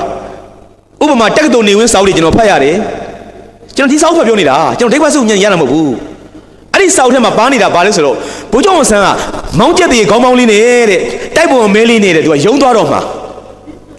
ဒေါခင်ကြီးကထမင်းပြင်ထားတဲ့အချိန်မှာသူကပကံလေးနဲ့ထမင်းစားပြင်မလို့ပြီးတော့ထမင်းလေးကိုပါဇက်ထဲဟာပြီးတော့ဝဲဥချောင်းလေးကိုလေထိုးလိုက်ကောဘေးနားမှာရှိနေတဲ့အောင်ဆန်းဦးကခြားတိတ်ကလေးပေါ့အခုအမေရိကန်မှာနေနေတဲ့ကိုကောင်ဆန်းဦးကခေါင်းလေးပြပြနေတဲ့ပေတားလဲဘိုက်စာနေပြီပေကတားကိုခွန်မှာတားမဝသေးဘူးဗျာတဲ့အခုနစားပြီးသားလေးပေါ့နော်စားပြီးသားလေးသူကလေးတွေတဘာဝအတိုင်းမိဘစားတဲ့ကထက်စားကျင်တာပဲသူကဘယ်ကလေးမဆိုဒီတိုင်းပဲဘလောက်ပဲဘိုက်ကားနေအဖေမင်းနောက်ကိုကတ်တာပဲလားကျင်နာယူအောင်လိုချင်တာပေါ့ဘိုက်ကစားတာမဟုတ်ဘူးသူစိတ်ကစားတာမိဘရဲ့မြစ်တော်လိုချင်တာပေတားကိုခွန်တားမမဝသေးတာပေရောက်ဆိုတော့ဘိုးကျောင်းဆန်းမမှန်မဲအပြင်သူကပြုံးပြီးတော့ဗဇနာထမင်းလို့ကိုပြန်ချပြီးတော့မှကိုဦးကလည်းကောဟာတဲ့မင်းမဝသေးဘူးလားတားကြီးရလဲတဲ့ရောက်ရတယ်စားဆိုခွန်းတယ်ပြီးပြန်ယူတယ်ပြီးနောက်ဆုံးခတ်တယ်သူစားဖို့အငယ်ကောင်လေးရေတစ်ပြီးသေးတဲ့အောင်ဆန်းလင်းလေးရလဲပေါက်စာလေးရှိသေးတာပေတားကြတော့မခုံပေရောတောင်းမှမထားဘူးပေပေါင်းပေမဘာညာပေါ့ဗျာမလေးကျွန်တော်ဒိုက်တာကြီးစွတ်ထုံးကအောင်ထုံးလေးတဲ့နာမည်ပြတာလေအောင်ထုံးလေးကြာနာပဲလုပ်နေရဆိုတော့တကယ်ခြေခွဲစရာကြီးပါနော်အဲ့ဒါနဲ့ကျွန်တော်တို့ရဲ့အမျိုးသားခေါင်းဆောင်ကြီးခင်ဗျာမစားရှာဘူးတဲ့သူကအဲ့ဒါလေးကိုတားလေးခတ်ပြီးတော့ရောကိုလင်းစားဦးနောက်တစ်ခါတပကံခတ်ပြန်တယ်နောက်တစုံပေါ့စားမလို့ပြန်ဟောအောင်ဆောင်ကပေတားလည်းမဟုတ်သေးဘူးတောက်နောက်တစုံခွန့်အောင်ပြပေရလဲဆိုမှအဲ့ဒါအေးကိုဦးခွန့်လိုက်တယ်သူ့ပါဆက်သေးကိုတလုံးမှမရောက်သေးဘူးတဲ့လင်းကားလုံးမှာအဲ့ဒါကိုလှမ်းမြင်တဲ့သူ့ရဲ့ဇနီးတဲ့အမျိုးသားခေါင်းဆောင်ကြီးရဲ့ဇနီးတဲ့ဒေါခင်ကြီးကရင်ထဲကိုစွတ်ပြီးတော့အော်ငါလင်ငါသားငါယောက်ျားဂျပန်ကိုလည်းတက်လိုက်ရတာအင်္ဂလိပ်ကိုလည်းတက်လိုက်ရတာလူလက်ကြီးကျိုးပလိုက်ရတာခုလူလက်ကြီးရဖို့နည်းနည်းပဲလူတော့လည်းပြောတယ်ခုဒီလည်းတခါမှစီးပွားရေးလည်းအဆင်မပြေထမင်းလည်းနှက်မှန်အောင်မစားတဲ့ဘဝရောက်နေတာကြည့်ပါဦးသူ့သားနှစ်ယောက်နဲ့သူနဲ့ဖြစ်နေကြတာတဲ့ထမင်းတစ်ပကံနဲ့ဝက်ဥကြောင်9000နဲ့ဝက်အောင်မစားတဲ့ဘဝရောက်နေတယ်ဆိုပြီးရင်ဖိတယ်သိလားအဲ့ဒါနဲ့ဟို ဘက်ကအသားလှည့်ပြီးတော့မိမဆိုတော့ယောက်ျားစိတ်မကောင်းမှကြောက်တဲ့ခါကျတော့လိုက်ကာလေးနဲ့မျက်နှာကိုကွယ်ပြီးတော့မြိတ်လေးစို့လာတော့အသားလေးနောက်ကိုကွယ်ပြီးတော့နည်းနည်းတုတ်ပြီးတာနဲ့ဟန်ဆောင်ပေါ့ဗျာအိမ်မှာသားတွေသမီးတွေငတ်တဲ့ခါမိမတွေမြိတ်ကြတယ်လို့ပေါ့ဗျာထမင်းစပွဲလှမ်းကြည့်ပြီးတော့မအေးကငပိနဲ့ကျွေးနေတဲ့ကလေးတွေကိုရှေ့မှာတော့ပဲပြောနောက်ကွယ်ပြီးမြိတ်တုတ်ပြီးသားတို့စားကြနောက်မနေ့မှကြရင်မမေကြီးဟင်းချက်ကျွေးမယ်ပြောတဲ့ပုံစံမျိုးဖြစ်မထင်နဲ့နော်ကျွန်တော်တော့အသားလေးကာပြီးတော့မြိတ်တုတ်ပြီးတော့ဟန်ဆောင်လိုက်ပြီကိုဦးတို့ကိုလင်းတို့သားတို့ကလည်းကွာတဲ့မဝါကြသေးဘူးလားဖေဖေကအခုရုံးသွားမှာဖေဖေဗိုက်စာနေမှာဗောသားတို့ရဲ့ဆိုပြောလိုက်ခါကြတော့ဒီမြင်ကွင်းကိုဘယ်သူကမြင်တာလဲဆိုတော့ဘုကြောင့်အဆန်းရဲ့အကိုနတ်မောက်ကရောက်နေတဲ့ဥအောင်တန်းအကိုရင်းကမြင်တာတဲ့အဲ့ဒီအကိုအိမ်ထဲဝင်ပြီးချုံမချငိုတယ်တဲ့အောင်ဆန်းကမင်းဖြစ်ဆိုးလိုက်တာနိုင်ငံတော်အကြီးခဲ့တယ်ကွာ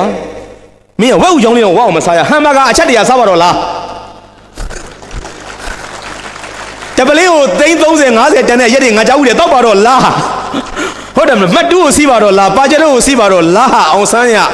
လင်ခရူဇာကိုစီးပါတော့လားဟာလက်ဆက်ကားကိုစီးပါတော့လားဟာအမျိုးစုံကိုသူကြေခွဲမှာညီလေးတယောက်ကြည့်ပြီးတော့မင်းမက်ကြိုက်တဲ့ကောင်ကွာအောင်ဆန်းလာဆိုပြီးတော့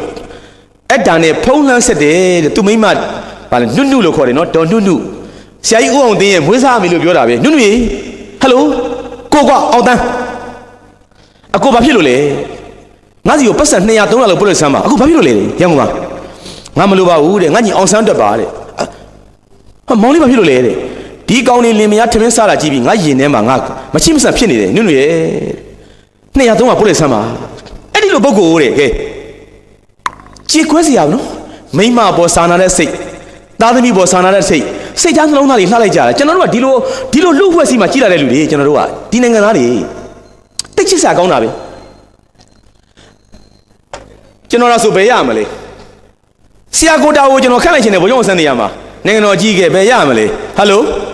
သူဆက်မှာပေါ့ထိတ်တော့ဟိုတရလားဒုမိသားစုထမင်းလာစားမယ်ဒင်နာလာစားမယ်ငါခဲမ300ပါမယ်ငါမိမဘက်ကရောက်ခမတွေပါမယ်မင်းတို့ပြင်ထားလိုက်ဟာလားခုချိန်လာခဲ့မယ်ဟာလားမင်းတို့ဟိုတယ်ကလုံးရှင်းလိုက်စမ်းလုံညုံကြီးချထားလိုက်ဘာညာပေါ့ဗျာဟိုဘာညာအပြာခတ်တော့မှာပေါ့အပူကြီးကိုတာပဲဟာဘာညာဒိန်းလာပြီတော့လုံးမှာပေါ့ဗျာဒုက္ခမြဝက်ဥချောင်း9ချောင်းနဲ့ထမင်းမြူတပွဲနဲ့စားရတဲ့နိုင်ငံခေါင်းဆောင်ပြီးတော့သားလေးတွေနှစ်ယောက်ကိုခွန့်နေတာဒီမြင်ကွင်းကတိတ်ကြေခွဲစရာကောင်းတယ်တဲ့လူတိုင်းပြောတာနော်ထားလိုက်အောင်ဒါသားသမီးကိစ္စကျွန်တော်တတိယကိစ္စပြောအောင်မယ်သူ့ရဲ့တက်သားတွေပေါ်ထားတဲ့စိတ်ထားဗိုလ်ချုပ်အောင်ဆန်းအိမ်မှာသူ့ရဲ့ကိုရံတော်စစ်သားလေးတွေ5ရက်10ယောက်ရောက်20အမြဲတမ်းရှိတယ်တနေ့သူတို့ဝင်းကြီးဖွဲ့တဲ့လူတယောက်ကဗိုလ်ချုပ်အောင်ဆန်းရဲ့တာဝါလေးအိမ်ကိုဝင်သွားတဲ့အခါဘာဖြစ်လာလဲဆိုတော့နောက်ဖေးကန်းထဲမှာထမင်းစားနေတာစစ်သားလေး9ယောက်10ယောက်လောက်ရှိမယ်တဲ့တိတ်ညံ့နေအလွန်တရာညံ့နေကွာတဲ့ကျွန်တော်တို့ရဲ့ရုပ်ရှင်ဒါရိုက်တာကြည်စိုးထုံးကပြောတာကျွန်တော်ဟေ့ကိုသားချိုတိတ်ညံ့နေထမင်းများတယ်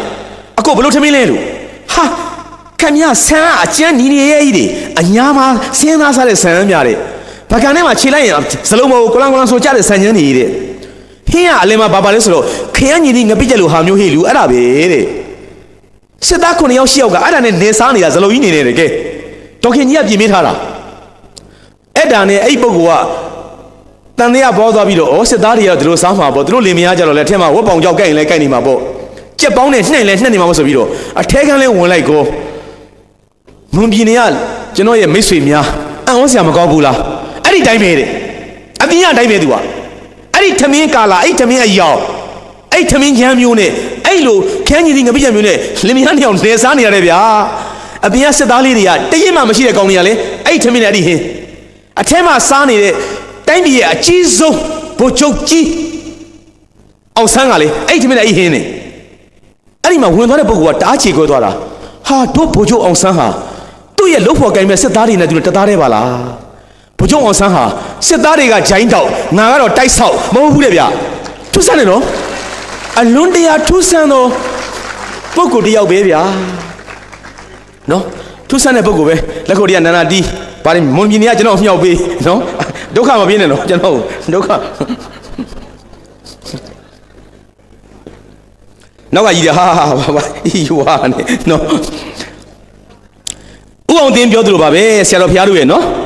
ကျွန်တော်ဆရာကြီးဥအောင်တင်းပြောသလိုရည်စရာမောစရာတဲ့ဟေ့ရမောင်သားချိုမင်းမှတ်ထားကွာတဲ့ရည်စရာရဲ့နောက်ကမောစရာတွေပါလာလေတဲ့ကျွန်တော်တို့ရည်ပြီးတဲ့အခါပြန်ပြီးကျွန်တော်တို့နိုင်ငံရဲ့အခြေအနေရရရှောက်ပြီးနှစ်ဖူးပေါ်လက်တင်စဉ်းစားလို့လေရည်မောစရာတွေပေါ့နော်ရည်စရာမောစရာကွာမင်းရည်စရာနောက်မှာမောစရာတွေနဲ့ကွာတယ်မင်းမှတ်ထားရတယ်အခုရည်နေရတယ်နောက်ကျမောချရမယ်ဟဲ့လားထားပါဒါကသူ့စစ်သားတွေပေါ်ထားတဲ့သဘောထားနောက်တစ်ချက်ကျွန်တော်ကြိုက်တာပါလဲဆိုတော့လူထုပေါ်ထားတဲ့သဘောထား တနေ့မှာဗိုလ်ချုပ်အောင်ဆန်းသူ့တာဝါလေးအင်ရကားလေးနဲ့မောင်းထွက်လာတယ်ပရိုင်မာနဲ့သူကဘေးကထိုင်လိုက်လာတယ်ကန်တော်ကြီးဆောင်ကိုပတ်တယ်သူ့အင်ရကန်တော်ကြီးဆောင်မှရှိတာဟုတ်သူယုံတယ်မယ်ဝင်းများယုံတက်ဖို့ထွက်လာတဲ့အခါဘာဖြစ်လဲဆိုတော့ကန်တော်ကြီးဆောင်မှာအကျော်တဲတဲတွေ့တယ်အကျော်တဲမှာမိမကလည်းဘူတိကျော်ဘာညာတွေကိုစီအိုကြီးကတဲကားစားမှာမီးတွေထုံးတော့ပြီးတော့ကြော်စားပြုတ်နေပြီချတဲ့ဟာလည်းချပေါ့ယောက်ျားကလည်းဆွတ်ကြဲကျင်းမြန်လေးနဲ့ခုံလေးတွေခင်းရေနိုးလေးတွေပြင်ဘာညာလုပ်နေပြီဘိုးကျော်ဆန်အဲ့ဒါကိုဘယ်နှရက်များကြည့်ထားသလဲမသိဘူးတဲ့အခုမှမြင်တာမဟုတ်ဘူးတဲ့သူကလှမ်းကြည့်ထားပြီးတော့မြင်တာနဲ့သူကဒရိုင်ဘာကိုဟဲ့အောင်ဟိုရှိအကျော်တဲကိုရက်ဆန်းဆိုတာနဲ့ကားကန်တော်ကြီးဇောင်းဖေးကတ်ရက်လိုက်တယ်ဘိုးကျော်ဆန်အောက်ကိုဆင်းချလာတယ်အကျော်တဲပေးလိုက်ရက်ကိုအကျော်တဲလင်မယားကဘာလှုပ်လို့ဘာကန်ရမှမသိတော့ဘူးတဲ့ထိုင်ရမလို့ထရမလို့တာမန်လူဆိုရင်တော့ထိုင်မှာဘာစားမှာလဲခဏဆောင်မှာဘုဒ္ဓကျော်ရပြီတရားကျော်စောင့်ဦးဘာညာဒါရှိမှာပေါ့ခဏဆောင်မှာကိုရဲ့ရင်သွေးလဲကြက်ပါပြီဘာညာပေါ့ဗျာသို့တော့သူတို့ကြည့်တဲ့ပုဂ္ဂိုလ်ကြီးကဒီအုတ်ထုံနဲ့ဘာနဲ့ကိုအင်းကြီးနဲ့ဘုံရုံဆန်းဖြစ်နေတဲ့ခါကျတော့ဟာဘာလို့မသိဘူးအကျော်ကျွေးရမလို့ရင်သွေးတက်ရမလို့ရှစ်ခိုးရမလို့ယောက်ျားကဘာစကားဘာဖြစ်နေလဲဆိုတော့ဟာဘုံချုပ်ဟာဘုံချုပ်ဟာဘုံချုပ်အမလေးဟာဘုံချုပ်ဒါပဲသူကဘာမှမပြောတတ်တော့ဘူးအဲ့ဒါနဲ့ဘုံချုပ်ဆန်းတော်စမ်းကွာတော်စမ်းကွာတော်စမ်းကွာမင်းဘာဖြစ်နေရလဲဟာဟုတ်ကဲ့ဘုချုပ်မင်းတော်တယ်ငါမေးရဖြေတယ်မင်းကငါကြည့်ကြည့်နေတာကြာပြီမင်းမှာအနှွေးကြီးမရှိဘူးလားတဲ့ဟုတ်ကဲ့ဘုချုပ်မင်းမချမ်းဘူးလားတဲ့ချမ်းပါလေဘုချုပ်တဲ့ဒီစင်မလာကြီးမင်းကြည့်တာနှီးနေကြလို့လေကန်တော်ကြီးဆောင်တာအေးရလေအေးရန်ကုန်မြို့ကြီးအဲ့တော့တားရေးသေးတာမင်းကငါကြည့်ကြည့်နေတာ3-4ရက်ရှိပြီကွာတဲ့တိုင်းပြည်ခေါင်းဆောင်တယောက်ကအောက်ဆုံးအဆင့်ပြည်သူလူထုကိုထားတဲ့စိတ်ထားအဲ့ဒီကောင်တာမန်လမ်းမရကောင်တယောက်နော်သူဒါကိုစိတ်ဝင်စားနေနော်မင်းကငါကြည့်နေတာ3-4ရက်ရှိနေပြီကွာတဲ့ငါတော့ဒီအကိုကြီးကြီးနဲ့အောက်မှာလည်းနှွေးတယ်ပါသေးတယ်ကွာတဲ့တိတ်ချမ်းတာတဲ့မင်းမချမ်းဘူးလားတဲ့ဘုချုပ်ကဲတဲ့ကျွန်တော်ချမ်းတော့ချမ်းတာဗောတဲ့ဒါပေမဲ့ကျွန်တော်တို့အကြော်ရောင်းတဲ့ခါကျတော့မိဖို့ရဲ့အရှိန်နဲ့ဗာနဲ့ကျွန်တော်အလုတ်ကင်နေတဲ့တောကဇောတွေနဲ့ဆိုတော့ကျွန်တော်လည်းချမ်းဖို့မိနေတာဘုချုပ်ကတဲ့မင်းကမချမ်းဘူးလားတဲ့ကျွန်တော်ချမ်းပါတယ်ဘုချုပ်တဲ့ကဲဒါဆိုရင်မင်းကအိမ်မရှိဘူးလားနှွေးတယ်တဲ့ဟာဘုချုပ်ကျွန်တော်မှနှွေးတယ်မရှိလို့ပါတဲ့ကဲငါကွာမင်းဖြစ်ရလေချင်းဆိုအင်းကြီးအပေါ်ကကိုအင်းကြီးချွတ်သူ့ရနှွေးတယ်ချွတ်ပြီးတော့မှသူကကဲရော့ငါကြီးယူထားဆိုပြီးတော့ထိုးပေးခဲ့တာအဲ့ဒါကိုသိတဲ့အခါပြည်သူလူထုကဘုချုပ်ကိုတိတ်ချေခွဲသွားတယ်သူ့ရဲ့စာနာမှုတရားပေါ့ဗျာအင်္ဂလိပ်လိုပြောမယ်ဆိုရင်တော့ sympathy ပေါ့မဟုတ်ဘူးလား SYMPA sympathy စာနာစိတ်ပေါ့ဒီစာနာတဲ့တရားဟာနှလုံးသားမှာကိန်းအောင်နေပြီဆိုရင်ကျွန်တော်နှလုံးသားတွေလှပြီပေါ့ဘုချုပ်ကမိမပေါ်လဲစာနာသားသမီးပေါ်လဲအဲ့လိုစာနာလှုပ်ဖို့ကိန်းမဲ့စစ်သားတွေပေါ်လဲစာနာလမ်းဘေးမှာအကျော်ရောင်းနေတဲ့ပုဂ္ဂိုလ်ပေါ်တော့သူစာနာတဲ့ပုဂ္ဂိုလ်တဲ့သူနားမလဲဘူးသူ့ရဲ့ယာတုတွေကြားကနေမသိဘူးကွာငါအောင်ဆန်းနေပိုင်းနားမလဲဘူးငါတင်နာပရိနားမလဲဘူးဖဆပလာဥက္ခရလာမပြောနဲ့အောင်ဆန်းငါမသိဘူးငါနိုင်ငံရဲ့ခေါင်းဆောင်ငါလူလူစင်းတာငါနဲ့ဆိုင်နေငါလူလူအင်ကြီးမရှိတာငါနဲ့ဆိုင်နေဟာတိတ်ကောင်းတဲ့စိတ်ဓာတ်နော်ငါနိုင်ငံကြီးကွဲကွာတယ်အားလုံးမှာငါတာဝန်နေငါမျက်နှာဆွဲလို့မရဘူးတဲ့ခလေးတွေကြောင်းမနေရဘူးငါလည်းမဆိုင်ဘူးဆင်းမှာဆင်းမရှိဘူးငါလည်းမဆိုင်ဘူးလေသမားတွေငတ်နေတယ်ငါလည်းမဆိုင်ဘူးလုံးလို့မရဘူးလေ तू ဟာကျွန်တော်လေသိလားဖယားလိုပဲကျွန်တော်ချစ်လိုက်တာကြည်ညိုလိုက်တာအညာဒေတာကနတ်မောက်သားလေးတယောက်ကစိတ်ဓာတ်မသိဘူးကွာအောင်ဆန်းနေပဲလာပြောမနေနဲ့မင်းအကျော်တရားကောင်အင်ကြီးမရှိပြီးချမ်းနေတာငါပြဿနာကွာတယ်ငါလူလူငါပြည်သူကွာတယ်ငါလူလူအင်ကြီးမရှိလို့ချမ်းနေတာငါပြဿနာတဲ့ယူလာငါအင်ကြီးတဲ့ဟေးချွတ်ပေးကြတာနော်ရောမင်းအဲ့ဒါဝစ်တယ်မသိဘူးကွာတဲ့ကဲကောက်ချင်းချင်းတက်ပြီးမောင်းပြောင်းနေမင်းဘာမှကြီးကျယ်ဆောက်ပြောင်းနေငါဟာဒီလိုစိတ်တွေဗျအော်လို့ဒီလိုနှလုံးသားတွေနဲ့တိဆောက်ထားတဲ့နိုင်ငံခေါင်းဆောင်တယောက်ပြိုးထောင်ခဲ့တဲ့တိုင်းပြည်မှာကျွန်တော်တို့နေတာပါကျွန်တော်တို့စိတ်နေစိတ်ထားတွေနှလုံးသားတွေလှဖို့လိုအပ်တာပေါ့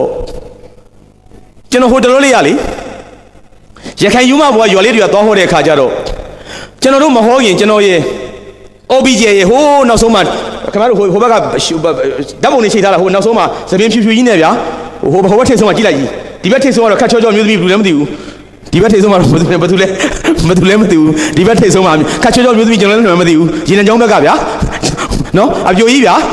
နော်ဘယ်သူလဲမသိဘူးဆရာအောင်မဗျာကျွန်တော်နေနေမှာလို့ပြောရင်လူတွေကဝိုင်းអော်တယ်ဗျာသိလားကျွန်တော်မိမတယောက်ကြောင်းပြောမယ်လို့နာမည်ပြောချင်သူတိတ်ခါကိုကျွန်တော်ထိမ့်မယ်လို့သူရေနံချောင်းသူလို့အပြိုကြီးလို့ဆရာအောင်မလို့စာရေးဆရာမလို့နာမည်တစ်လုံးနဲ့လို့ကျွန်တော်ပြောချင်ဘူးလို့ပေးတဲ့ခါယူတယ်ဝိုင်းអော်တယ်ကျွန်တော်တက်အမြဲတမ်းဝိုင်းអော်တယ်သိလားဟိုဘက်ထိတ်ဆုံးမှာ OBJ ရှိတယ်သပင်ဖြူဖြူကြီးနဲ့မနေ့ကညလာလိမ့်မယ်ကျွန်တော်ရဲ့ကို OBJ ရဲ့ဆရာကြီးဦးအောင်သိရင်ရခိုင်ရိုးမဘွားရွာလေးကိုသွားတာအနောက်ရိုးမဘွားမှာလေက ကလေးလေးတွေကလေလူငယ်လေးတွေကလေတီရှပ်ကလေးတွေဝတ်ထားတယ်ဗျာတိုက်ပုံတွေဘာလို့မဝတ်ဘူးအောက်ကဘောင်းမီရှည်လေးတွေနဲ့သူတို့အဖွဲ့လေးကဘာလဲဆိုတော့ဘာလဲ YIC တဲ့ Youth Information Corner ပလိုက်တာလူငယ်လေးတွေပေါ့တချင်းလက်ဆိုရတဲ့ခါကြလေတချင်းတက်ဆိုတဲ့စင်ပေါ်မှာကျွန်တော်မဟုတ်ခင်မှာမြမအတန်တချင်းလေးဗျာကြက်တည်ရှိလိုက်တာနှလုံးသားကိုအလှဆင်ပါလူတို့နှလုံးသားအမုန်းမပွားကြွယ်မေတ္တာဆွဖြင်းချစ်ပန်းလှိုင်ကြွယ်အကျဉ်းသာတရားတွေထားမှစိတ်ထားမြတ်မယ်အသဲမှာအေးစာွယ်အမြဲတာတွေးစာွယ်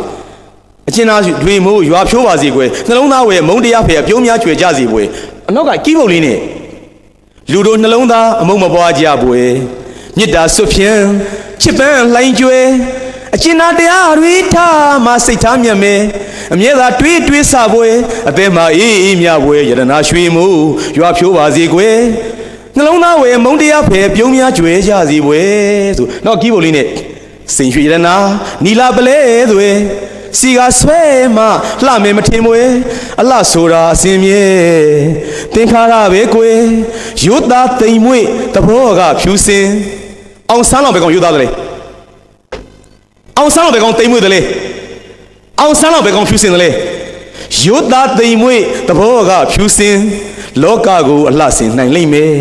အစင်မြဲဘောအလှပရေးရင်ထဲကအလှသာတွေးကွယ်အပြုံးများနှလုံးလှပါစေကွယ်မုန်းစကားမဆိုကြစင်သားတကယ်နှလုံးသားကိုလှဆင်ပါကွယ်နောက်ဂီးပုတ်လေးနဲ့ရခိုင်ရိုးမဘုံကကျွန်တော်တို့လူငယ်လေးကြီးညှိကြလိုက်တာသားတို့သမီးတို့ဘာလုပ်တာလဲကျွန်တော်မေးတဲ့ခါကျတော့သားတို့သမီးတို့ကလူတွေအားလုံးရဲ့အကျိုးစီးပွားကိုလိုက်ဆောင်ရမှာပါတဲ့အိမ်သာကျွေးနဲ့တူးပေးမယ်တဲ့တန်ရှင်းလုပ်မယ်တဲ့လူငယ်တွေကိုဘောလုံးကန်တာတင်ပေးမယ်တဲ့တားဆက်ချတာလုပ်ပေးမယ်တဲ့သွေးလှူမယ်တဲ့ဘောလုံးကန်ကြီးတင်ပေးမယ်တဲ့ဘတ်စကတ်ဘောတင်ပေးမယ်တဲ့လှနေတာညီလေးတွေမင်းတို့ကောင်တွေကြည့်ရတာကွာကျွန်တော်တို့အားလုံးလောကကိုတိဆောက်ဖို့လုပ်နေတာပါတဲ့ကျွန်တော်ကအားနဲ့ဆရာဦးအောင်တင်းကိုပြောလိုက်တယ်လူကြီးတွေဖြစ်ခဲ့တဲ့ကဘာကိုလူငယ်တွေတိဆောက်တယ်ဆရာလို့ဆရာဦးအောင်တင်းလို့ကျွန်တော်ကသူနဲ့ကျွန်တော်နဲ့ကတကယ်ကိုသားဖလို့ရှင်းနေတာဆရာဦးအောင်တင်းလို့ကဘာပေါ်မှာစစ်ကြီးတွေဖြစ်တာဘယ်လိုကြောင့်လဲဆိုလူကြီးတွေကြောင့်ကွာပထမကဘာစစ်လူကြီးတွေကြောင့်ခြာတိတ်တွေကြောင့်အသက်20အောက်ကြောင့်စစ်မဖြစ်ဘူးဆရာလို့ဆရာတိုင်းပြည်စီးပွားပြတ်တာဘယ်လိုကြောင့်လဲလူကြီးတွေကြောင့်တိုင်းပြည်ပညာပြတ်တာဘယ်လိုကြောင့်လူကြီးတွေကြောင့်ဆရာပြန်တိဆောက်တာကလေးတွေဆရာပရိဟိတအကြောင်းတွေမှာစားတင်တာလူငယ်တွေဆရာလို့လူနာတွေကိုတွဲလူတာလူငယ်တွေဆရာလို့တန်ရှင်းလူတာလူငယ်တွေဆရာလို့ဆရာတတိထားကြည့်လိုက်ဆရာအားလုံးအေးဟုတ်တယ်နော်လူကြီးတွေဖြစ်တဲ့ကဘာကိုဆရာလူငယ်တွေတိဆောက်နေတာဆရာနှလုံးသားလှဖို့ကျွန်တော်တို့လွတ်တာဗောဗျာခြာတိတ်ကလေးတွေဗျာတိတ်ဒီနေ့ခေတ်လူငယ်လေးတွေတိတ်စိတ်ထားလာတာပဲအဲ့ဒီတော့ဆရာတော်ရှင်စနကပြိဝန္တပြောခဲ့တယ်လို့အနုပညာတွေဘာတွေများများလုံးမှနှလုံးသားလှမှာကွာတဲ့တို့ဘုန်းကြီးတွေတရားဟောနေလို့မထီရောက်ဘူးတဲ့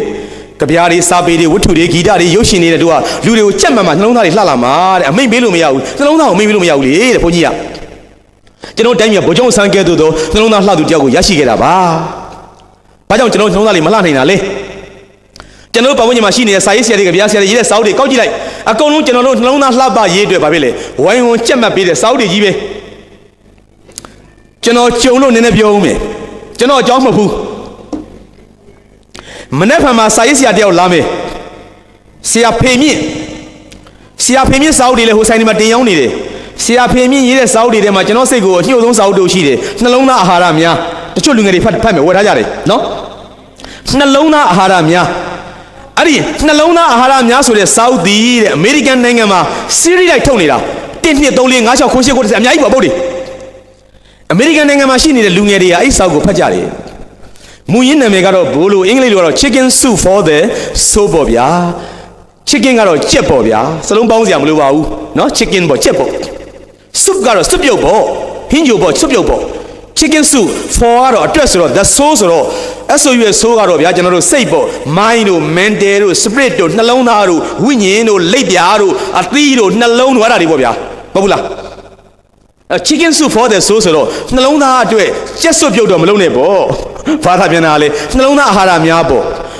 အမေရိကန်နိုင်ငံမှာရှိတဲ့ကလေးလူငယ်အများဟာအဲ့ဒီစာအုပ်ကိုဖတ်တယ်အမေရိကန်နိုင်ငံသူနိုင်ငံသားတွေကဖြစ်ရင်ကွန်ပျူတာလဲတော်တယ်အင်္ဂလိပ်စာလဲတော်တယ် physics chemistry လဲတော်တယ် IT လဲတော်တယ်ဒီအပြင်နှလုံးသားရေးရာကိုလဲသူတို့သိကြည့်ဆိုင်တယ်တဲ့ဒါကြောင့်သူဟာကမ္ဘာမှာ super power ဖြစ်နေတာ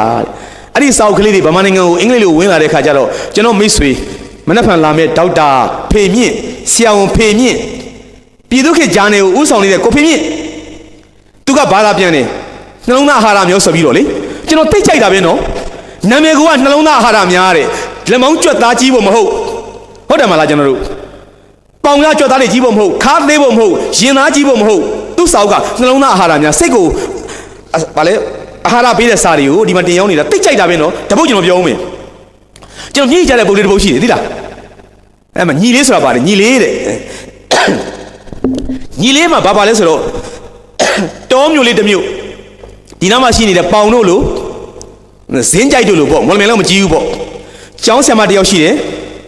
တမူလာတန်းနဲ့အလဲတန်းကိုပြရတယ်လေးတန်းကားတန်းပြရတယ်တနေ့မှာအဲ့ဆရာမလေးကကျောင်းသားတွေကိုသူကဘာပေးလဲဆိုတော့ essay ရေးခိုင်းလိုက်တယ်ကဲသားတို့သမီးတို့မနေ့ကကြရင်တီချက်ကို essay တပုတ်စီရေးလာခဲ့ကြ essay ရဲ့ခေါင်းစဉ်ကတော့ကျွန်တော်ကျွန်ုပ်ပေါ့ဗျာအဖြစ်ရှင်ဆုံးစန္ဒဆရာအောင်ဖြစ်ရှင်တဲ့လူကဆရာအောင်ရေးစာရေးဆရာဖြစ်ရှင်တဲ့လူကစာရေးဆရာရေးသူနာပြုဆရာမနတ်စေပါလေဖြစ်ရှင်လဲနတ်ဆွေရှင်ကြောင့်ရေးကဘာကျော်ဘောလုံးသမားဖြစ်ရှင်တဲ့ကောင်ကလည်းဘောလုံးသမားရေးပေါ့ဗျာကိုစိတ်ကူးတရားရေးခဲ့ပါဆိုပြီးဆရာမ essay ပေးလိုက်တယ်ဒါတို့သမီးတို့ကတဲ့9တန်းရွယ်လေးဖြစ်တဲ့တွေ့တဲ့တိတ်ပြီးအရှိန်မင်းနဲ့တဲ့တော်တော်လေးပဲရေးတယ်တမင်နာလောက်ဆရာမခိုင်းတယ်ပေါ့ခိုင်းတဲ့ခါကျတော့ကျောင်းသားလေးတွေစောက်လေးတွေပေးလိုက်တယ်နှစ်ဖက်ကြရေးခဲ့ကြဆိုတော့နောက်နေ့မနေ့လဲမိုးလင်းရောအားလုံး essay လေးတွေရေးလာကြတယ်ဆရာမဇဝဲမှာလာထက်ကြတယ်ဆရာမလည်းအတမ်းမိုင်ဆရာမဆိုတော့သင်္ချာလေးသင်လိုက်တိတ်ပံလေးသင်လိုက်ပထဝီလေးသင်လိုက်တမိုင်းလေးသင်လိုက်နဲ့အဲ့ဒီ essay လေးတွေသူကထိုင်နေစစ်နေတာပေါ့အားတဲ့ချိန်လေးတွေမှာအများစုဟာတာမန်ပါပဲတဲ့ရေးတတ်ကြပါတယ်တဲ့ဆရာဝန်ဖြစ်ရှင်နေဘာညာပေါ့ဗျာစိတ်ကူးခြင်းနဲ့သွားတုပ်သူနာပြုဖြစ်ရှင်နေလူနာတွေကိုကျင်နာယူရခြင်းနဲ့ဘာညာပေါ့သွားတုပ်ကဘာကျော်ဘလုံးသမားပဟန်းကိုအားကြတယ်ဘာညာသွားတုပ်ကွန်ပျူတာပညာရှင်ဘီဂိတ်ကိုအားကြတယ်သွားတုပ်မာတာထရီဇာကိုအားကြတယ်သွားတုပ်ပေါ့စင်းစင်ကြမ်းလဲနေသူကတာမန်အမှတ်ကလေးတွေပဲပေးနေတာပေါ့တုပ်ကတော့ထူးဆန်းတယ်တဲ့ဘသူမှမရေးတော့ essay တဲ့ကဲဘယ်ကလေးမှမရေးတော့ essay ထူးဆန်းလိုက်တာနော်အဲ့ဒါနဲ့ဆရာမအဲ့ဟာလေးကိုအမှတ်မပေးသေးဘဲနဲ့အตาလေးနောက်ရုပ်ထားပြီးတော့မှညနေကြောင်းလဲဆင်းရောကျန်တဲ့တာမန်ကလေးတွေကိုစပြီးတော့စာအုပ်တွေဝေပါပြီကဲသားတို့သမီးတို့ဒီချက်ကိုကြည့်ရစမ်းမနေ့ညနေ4 နာရီထိုးတော့မယ်သားတို့ရဲ့ကြောင်းထုတ်တော့မယ်လေအဲ့ဒါဒီချက်စာအုပ်လေးပြန်ဝင်မယ်နာမည်ခေါ်တဲ့လူလာခဲ့ကြကဲမိုက်ကယ်သားလာခဲ့သားဆရာအောင်ဖြစ်ရှင်တယ်ရေးထားတာကောင်းတယ်သားနော်နောက်တေချာကြီးလေးဆောင်ရေးသားကိုရှင်းမှတ်ပေးလိုက်တယ်နော်ဆယ်မှတ်ရောသွားယူသွားပြန်နောက်တစ်ယောက်ဂျွန်းလိုက်သားကြီးအမေမင်းကဗာလေမြန်ပိုင်းလို့ဖြစ်ရှင်တယ်ဟဟလားအေးရတယ်သားကြီးကကောင်းတယ်မင်းလေမြန်ပိုင်းလို့ကမစွန့်စားတယ်နော်မင်းကြောက်တယ်လားအေးဘာညာဆရာမစလိုက်သေးတယ်ရောရှင်းမှတ်သွားရိုစ်ပေါ့ဗျာလာခဲ့သမီးကဗာဖြစ်ရှင်တာနတ်စမမဲသမီးကနတ်စမဆိုတော့ဗာလေဆရာဝန်ဖြစ်ရှင်ဘူးလားဆရာဝန်ဖြစ်ရှင်မှာဦးသမီးရတယ်ညီကဗာလေသူနာပြုဆရာမဆိုတော့ဆရာဝန်နေနဲ့ညီကဗာလေဘလူးကျင်လို့လားတဲ့ဟုတ်ပါဘူးဆရာမကတီချာလေးတဲ့လုံနေသေးတယ်ဒီကမဟုတ်ပါဘူးခဲ့ဘလေရောသမီးလေးကစာရေးတာကောင်းတယ်ရောရှင်းမှတ်ဘာညာပေါ့ဗျာပေးလိုက်တာပေါ့တော်တော်လေးလဲကုံသွားပြီအားလုံးလဲကုံရောသူစိတ်ဝင်စားတဲ့တုတ်ထဲသောစာအုပ်ကြံခဲ့ပြီထူးဆန်းသော essay လှမ်းကြည့်တော့ကောင်းလေးတယောက်တည်း9 တန်းကျောင်းသားလေးအိတ်ကွယ်လန်လေးတွေစုပ်လို့သပင်လေးတွေနီကြောင်နဲ့စုပ်တိစုပ်ဖက်ကလေးတိတ်အစင်မပြေတဲ့ပုံစံလေးတိုနီတဲ့တာမင်းတိုနီလားတဲ့ဟုတ်ကဲ့ပါတီချယ်တဲ့လာခဲ့တန်းတီကိုတဲ့ကလေးကရှောက်လာပြီးတော့ဆရာမစပွဲလေးဘေးမှာလာပြီးတော့ရက်တယ်ကြည်စမ်းနေတာတားစာအုပ်လားတဲ့လက်ပိုက်တာပေါ့ဗမာကျောင်းသားလိုပဲဟုတ်ကဲ့တီချယ်တားစာအုပ်အဲ့ဒီကလေးဘာမှဖြစ်သေးဘူးဒီအစင်းကိုမရေးတာလားတဲ့ဟုတ်ကဲ့တားရေးတာတဲ့ဒါမင်းလည်းရေးလားတဲ့ဟုတ်ကဲ့တားရေးထားတာတဲ့တကလေးလေးပါတားရဲ့တဲ့မင်းရေးတာထူးဆန်းလိုက်တာနော်တဲ့တီချယ်ကိုမင်းဖုံးမလင်းနဲ့ပြောရှက်ဆရာလည်းမလို့ကြောက်ဆရာလည်းမလို့ဘာဒါရေးတာလဲကလေးကဘာရေးထားလဲဆိုတော့ကျွန်တော်ဟာတဲ့သူအကျမ်းမြင်ရတော့ဗောနော်အပြည့်စုံမဟုတ်ဘူးဆရာဝန်လည်းမဖြစ်ရှင်ပါဘူးတဲ့အင်ဂျင်နီယာစစ်ဘိုလ်လေမြန်ပိုင်းလို့ကွန်ပျူတာပညာရှင်ကျောင်းဆရာမအဆိုတော်ဘောလုံးသမားဘာညာဘာမှမဖြစ်ပါဘူးတဲ့ကျွန်တော်အဖြစ်ရှင်ဆုံးဆန္ဒကတော့ကျွန်တော်ဟာတဲ့ယခုဘဝမှာတော့၎င်းနောက်ဘဝမှာတော့၎င်းခြေထောက်တစ်ဖက်ပြက်နေတဲ့ကလေးလေးတယောက်ဖြစ်ရှင်တယ်လမ်းလျှောက်တော့ခါမတန်မစွမ်းနဲ့ထောင်းနှင်းနဲ့အများသူငါဝိုင်းနှောက်တဲ့ကလေးဖြစ်ရှင်တာဒါပဲသူဆရာမဒါတိတ်ထူးဆန်းပြီးကြောင်သွားလေဒီအတွေ့အသိပြီးတော့အံ့ဩစရာကောင်းတဲ့အတွေ့ပဲသူကရေးခဲ့တာ哦တာမင်းဒါမင်းကိုလည်းရေးတာလားတာဘာဖြစ်လို့ရေးတာလဲဆရာမဆူလာမဟုတ်ဘူးနော်တာပွင့်လင်းပြောဘာလို့ရေးတာလဲအဲ့ကြမှာကလေးလေးကလက်ပင်တန်းလန်းနဲ့မျက်နှာလေးကရှုံးမဲ့ဖြစ်လာတယ်တာညီလေးကိုတနာလို့တဲ့ဟာနေမင်းမငုံနဲ့လေမင်းကြီးလေးကဘယ်ကညီလေးလဲတဲ့မင်းပြောဘယ်ကညီလေးလဲတဲ့တာညီလေးကလေးထဲမှာတက်နေတယ်ညီလေးဆရာမတီးကြရတယ်ဟာအဲ့ဒီမှာဆရာမအမေငါးရီငိုတယ်ညီတော့ရီတယ်ကောင်မစုပ်တွေငိုနေရီနေတယ်ကဲ အသေးမာတဲ့မွန်ပြည်နယ်ကမိမတွေအသေးညီတို့အသေးတွေကကြမ်းတမ်းခက်ထန်မာကျော်ဒီမှာရင်ထဲမှာရောက်နေ तू ကဟီဟီဟီဟီတယ်နော်ဩဒုက္ခနောင်ဘွားဆက်ဆက်မှာများယောက်ျားဖြစ်ခဲ့သည်ရှိတော့မွန်ပြည်နယ်ကမိမတွေနဲ့မရပါလို့ရှင်ဗျာနော်အသေးမာလုံးနော်ဖုံဖုံတို့စဉ်းစားကြည့်စမ်းလူရဲ့ sympathy နော်စာနာစိတ်ဒီကလေးရဲ့စာနာစိတ်သူ့ညီလေးကချောဖက်ပြတ်နေတာသူအဲ့ဒါကြောင့်ဒါကိုရင်းနေတာဒါဆီယမမင်းတို့သူပြောနေတာဒါကိုသူကကလေးဆိုတော့ဗျာဆီယမဆိုတာကိုလေသူကြောက်တဲ့စိတ်ကတဝက်သူ့ညီလေးကိုလည်းတတိယဘဝရဲ့မပြေလည်မှုတွေအားလုံးဆုံပြီးတော့ကလေးကမြေ့ကြလာတာဒါပဲသူအတိကတော့တားညီလေးကလေးထဲမှာရှိတဲ့တီရှယ်တဲ့မင်းညီလေးကဘာဖြစ်နေလို့လဲတားညီလေးကကျွန်တော်တစ်ဖက်ပြတ်နေရဆီယမမသိဘူးလားတီရှယ်တဲ့တားညီလေးကကြောင်းလာရင်သူများတွေကဝိုင်းစားဝိုင်းတော်ပြီးတော့လမ်းမှာထွန်နေနဲ့တော်နေရတာငိုပါလေသူအတာအော်တဲ့နေ့ကင်းမဲ့ဘောလုံးကန်ကလေးတွေနဲ့ကစားရင်တဲ့ကျောင်းသားတွေဝိုင်းစားတာမညီလေးလားတားညီလေးကိုဘောလုံးကန်သူကဘောလုံးကိုတစ်ချက်မှမတီးဘူးလိုက်လူကကြောက်မတန်မင်းနဲ့ငိုနေတော့တားတယ်မြင်ဘာဖြစ်လို့ချောက်ပြက်ချင်တာလဲတားညီလေးနဲ့အဖော်ရကျင်နေတဲ့ညီလေးမျိုးလုံးကန်တားလေးမျိုးလုံးကန်နေတယ်ညီလေးချောက်ပြက်ရင်တားလေးပြက်ပေးဗျာတဲ့ညီလေးလက်ကျိုးရင်တားလေးကျိုးပေးဗျာတဲ့ဆိုဆ iam မြေဝဲပြီလေလူကတယောက်တည်းဆိုအားငယ်တယ်နော်အတန်းထဲမှာအင်းကြီးဆိုလေးကကိုတယောက်တည်းဆိုအားငယ်တယ်ဒီအတန်းထဲမှာမင်းတို့မိသားစုပဲဆင်းရတာငတ်တာကွာဆိုရင်ကြောက်ထားစရာကြီးလောကငါလိုကော်လန်လေးတွေပြဲနေတဲ့လူကငါတယောက်တည်းမဟုတ်ပါလားငါတငယ်ချင်း၄-၅ ဆယ်ယောက်ကလည်းကော်လန်ပြဲလိနေတယ်ပါလားငါဘာငယ်မှလဲဒီစိတ်တော်လူမှာဒီအတန်းထဲမှာမရေဖေနဲ့ကွဲပြီးတော့မိသားစု broken family မိဘဖေပဲဖြစ်ပြီးကြောက်တက်နေရတာငါတယောက်တည်းဆိုအားငယ်စရာကြီးလေငါလိုပဲသူတို့မိသားစုကလည်းအဖေမေကွဲလို့သူကလည်းအဖေမေကွဲလို့ငါတို့အတန်းထဲမှာဒါမျိုးက၄-၅ 6ရှိတာပါလားကဘာပေါ်မှာဒါမျိုးဖြစ်ပြဟာငါတယောက်တည်းမဟုတ်ပါလားဆိုရင်လူကအတက်လာတာဟုတ်လူကအဖော်ရှိရင်အတက်လာတယ်လေတငယ်ချင်းရဲ့မင်းမနှခမ်းလေးကွဲတာမဟုတ်ပါဘူးကွာငါမှလည်းကွဲလေးနဲ့ပါတငယ်ချင်းရဲ့မင်းမတိမ်လေးကွဲနေတာမဟုတ်ဘူးနော်တငယ်ချင်းငါမှလည်းတိမ်လေးနဲ့ကွာတငယ်ချင်းရဲ့ကျောင်းလာကမပေးနေတာမင်းတောက်တဲ့မဟုတ်ဘူးတကယ်ကြီးတို့လင်းကချောင်းမပေးရသေးဘူးကွာဆိုလူကအားရှိလာတာဘူးဒီကလေးကဒီစိတ်ပေါ့ညီလေးကိုကြည့်ရင်းနဲ့ကျောင်းသွားတဲ့အခါထွန်နေနဲ့အရှိတကယ်ကြီးတွေကိုမမိအောင်လိုက်ရနောက်ရင်လည်းအပြေးလေးလိုက်ရဘောလုံးကန်တဲ့ခါကျလိုက်လူဘောလုံးမမိသူကန်တော့လဲဘောလုံးကန်ချက်ကမထိဒါလေးကိုလှမ်းကြည့်ရင်နဲ့အော်တဲ့ငါ့ညီလေးအားငယ်နေရှာမှာပဲတဲ့ငါသာ6ပြတ်နေရင်တော့ညီကိုနှစ်ယောက်ဖော်ရပြီတဲ့ညီလေးမင်းအားမငယ်နဲ့မင်းဖြစ်တယ်လို့အကိုလည်းဖြစ်တယ်ကွာမင်းငတ်တယ်လို့အကိုလည်းငတ်တယ်ကွာမင်းမျက်လုံးကွယ်တယ်လို့ငါလည်းကွယ်တယ်ကွာဒီစိတ်ပေါ့ဒီစိတ်က sympathy ပဲနော်စာနာစိတ်ပဲအမေရိကန်နိုင်ငံသူနိုင်ငံသားတွေအဲ့ဒါဖတ်ကြတယ်တဲ့ဗျာကြည့်စမ်းပါဦး chicken soup for the soul နော်မူရင်းရှိတယ်အင်္ဂလိပ်လိုကျွန်တော်ရဲ့အကိုကြီးကိုဖေမြင့်ဘာသာပြန်ထားတဲ့စာအုပ်ဒါကျွန်တော်ပြောနေတာကျွန်တော်ရေးတာမဟုတ်ဘူးကျွန်တော်စာအုပ်ကိုဖတ်ရင်းနဲ့မျက်ရည်ဝေရင်းနဲ့ဒီတိုင်းပြည်ကခြာတိတ်တွေဒါတွေဖတ်ကြသလားကွာသူတို့လူထုကိုသူတို့လူချင်းစာနာတဲ့စိတ်တွေသွင်းပေးနေတာနော်ဒီစာလေးတွေကအများကြီးပဲဖတ်ကြည့်မယ်ဆိုရင်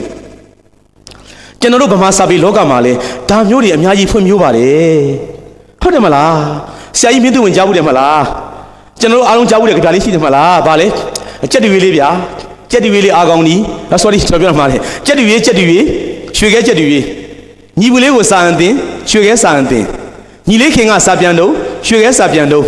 ဝါလုံးရေးဖို့ညီလေးထိုင်ရွှေခဲမရေးနိုင်ငင်းမှန်ရှာပေါ့ကြက်တူရွေးရွှေခဲကြက်တူရွေးစံပတိပဲစာနာစိတ်ပဲကြက်တူရွေးလေးကလောက်ရင်ထဲမှာကြက်တူရွေးရွှေခဲကြက်တူရွေးညီဘူးလေးကိုစာအန်တင်ရွှေခဲစာအန်တင်ကလေးလေးကိုစာတင်တော့ကကြက်တူရွေးလေးကလည်းကာငှက်ကလေးလိုက်ဆိုတာပေါ့ကာငှက်ကလေးကလည်းကာလိုက်ဆိုတတ်တယ်လေကီငှက်ကလေးကလည်းကီအမေနော်ညီဘူးလေးကိုစာအန်တင်ရွှေခဲစာအန်တင်ညီလေးခင်ကစာပြန်တုံးရွှေခဲစာပြန်တုံးညီလေးကကာဆိုငှက်ကလေးကလည်းကာကီလိုက်အော်နေတာဝါလုံးရေးဖို့ညီလေးထိုင်ရွှေခဲမရေးနိုင်ကလေးလေးကစာရေးဖို့ကြောက်တန်လေးနဲ့ကြောက်တင်ကိုလေးနဲ့ထိုင်လေကောကြက်တူရွေးငှက်ကလေးကငိုင်ပြီးကြည့်နေကြတယ်သူ့မှာလက်မရှိရှာဘူးလေသူစာမရေးနိုင်ဘူးဝါလုံးရေးဖို့ညီလေးထိုင်ရွှေခဲမရေးနိုင်ငင်းမှန်ရှာပေါ့ကြက်တူရွေးရွှေခဲကြက်တူရွေးငှက်ကလေးကငင်းနေတာပဲသားလေးရဲ့မေဘာလို့ तू ကငိုင်တာလဲရင်သူ့မှာသားလို့လက်မရှိဘူးသားလေးရဲ့တရိတ်ဆန်ဆိုတာစာမရေးတတ်ဘူးလေတနာပါတယ်မေရဲ့ဒီလိုစိတ်တွေကိုကျွန်တော်တို့ငငယ်ကသွင်းမိခဲ့ကြတာကျွန်တော်လူဖွဲ့စည်းရလေကျွန်တော်နည်းနည်းအိုက်လာလို့အိမ်လေးနည်းနည်းချုပ်ခွင့်ပြုပါနော်ဆရာတော်ဘုရားတို့ခွင့်ပြုတယ်မလားခွင့်ပြုလို့ဆရာကချွေးတွေပြန်လာလို့ချွေးတွေပြန်လာတယ်ဗျာကျွန်တော်အောက်မှာလဲတိုက်ပုံတွေပါပါတယ်တအားခကြီးတွေပန်းပြီးတော့လေကျွန်တော်ရခိုင်ရိုးမဘောကကြော်လာတာမနှက်ဖန်ကြတော့မှုတုံသွားရမယ် တပတ်ခါကျရင်ကုန်ပြန်ပြီးတော့တနင်္လာနေ့ကျတော့ကျွန်တော်ပသိမ်ကနေပြီးတော့ဘာလဲမသိဘူးဗျာငါဟိုနင်းနားသွားရမယ်ကန်ကြီးထောင်နဲ့ကန်ကြီးထောင်ကပြန်လာပြီးတော့ရခိုင်ရိုးမကျော်ပြီးတော့တောင်ကုတ်ကိုသွားအောင်မယ်ပြီးလဲပြီးတော့ဗာဒီမှမသိရှုပ်ချက်ခတ်နေတာပဲဗျာအိမ်မှာအတန်းနာတာကြည့်ပြီးတော့ကျွန်တော်ဒီမှာဗာလဲဟိုဟာကြီးတွေဂျင်းနေနဲ့တံမြာတိနေနဲ့နေပြီးတော့တန်းလုံးငုံလာတာအောက်ကကျွန်တော်ရဲ့မောင်နှမစာပေချစ်သူဆရာမဂျူးကကျွန်တော်ခုနကတော့ဟိုဆေးလေးတွေပြီးလို့ဆရာအဲ့ဒါငုံထားဆိုတော့ဒီမှာတောင်ကုံမြောင်းကိုရက်စားတွေရက်လျှောက်လုပ်နေတာတလားလုံးကျွန်တော်လည်းဘယ်ရောက်လို့ရောက်မှန်းမသိပါဘူးကျွန်တော်တို့အားလုံးလှည့်လည်ပြီးဟောပြောနေတာပါစာပေ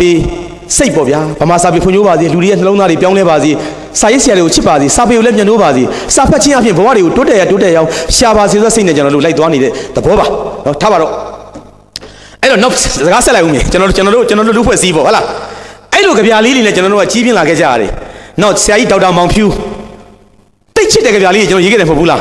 းပါပီကလေးပုတုတုသူ့စကားကဝူသူ့စကားလူမသိလူစကားသူမသိတနာပါပြီခွေးလေးကချစ်ဆရာလေးနော်မေဖေတဲ့ဖြူဖွေးဖွေးလေးပုတုတုလေးတဲ့သူစကားပြောရင်ဝူလို့ပြောတယ်နော်ဖေဖေတဲ့သူပြောတာလည်းသားမသိသားပြောလည်းသူနားမလဲတနာစရာပါဗျာတိရစ္ဆာန်လေးရတယ်ကျွန်တော်တို့လူဖွဲ့စည်းမှာအဲ့လိုဟာဒီနဲ့ကျွန်တော်တို့မောင်းနေပေးခဲ့တာစာနာစိတ်ပေါ့ဗျာစမ်ပတီပေါ့ဩသူငါ့လိုမတက်နိုင်ရှာဘူးသူကြောက်လေးကျိုးနေရှာတယ်သူကမျက်လုံးလေးမှာတိတ်လေးကွယ်လို့သူတို့က तू အဖြစ်ဒီကလေးလေးအဖြစ်မိမမဲ့ကလေးလေးပါလားतू ကတော့ဆေးမကုနှံရှာတဲ့လူနာလေးပေါ့ तू ကတော့အဖေမေမရှိတဲ့ကျောင်းသားလေးပေါ့ဒီစိတ်ကစာနာစိတ်ကိုပေးနေတာပဲအဲ့စိတ်ရှိရင်လောကပြီးတယ်ရန်ကုန်တက္ကသိုလ်ပေါင်မောက္ခချုပ်ဟောင်းပညာရေးဝန်ကြီးဟောင်းဒေါက်တာကျော်စိန်ကပြောဘူးတယ်လေလူဖွဲ့စည်းမှာနေသာထိုင်သာဖြစ်အောင်ခိုင်မာအောင်လုပ်ထားတာကစာနာစိတ်စင်ပတီတဲ့အဲ့ဒါပြည့်ရင်လူဖွဲ့စည်းပြည့်တယ်ယောက်ျားကမိန်းမကိုမစာနာဘူးကောင်လေးတယောက်ကသူ့ချစ်သူကောင်မလေးကိုမစာနာတော့ဘူးဆရာဝန်ကလူနာကိုမစာနာတော့ဘူးကျောင်းဆရာကသူ့တပည့်ကိုမစာနာတော့ဘူးနိုင်ငံတော်အကြီးကြီးကလူတို့ကိုမစာနာဘူးဆိုရင်တိုက်ပြစ်ပြီလေဗျာပေါက်လို့မရဘူးလူရဲ့ဟာလားအဲ့စိတ်ကအဓိကကျွန်တော်တို့ကိုအဲ့ဒီစိတ်တွေကိုပြိုးထောင်ပေးတာကစာပေအမှုပညာတွေကျွန်တော်ခုနကပြတဲ့ကြက်ရွေးလေးတွေဘာမှမဟုတ်ဘူးနော်တာမန်ပဲနော်ခွေးလေးတွေအခုနဆရာဖင်းမြင့်ဘာသာပြန်တော့ chicken soup for soul တွေကဒီ essay လေးတွေဗျာအများကြီးပဲနော်အများကြီးတောင်းဖို့ရဖို့ပဲ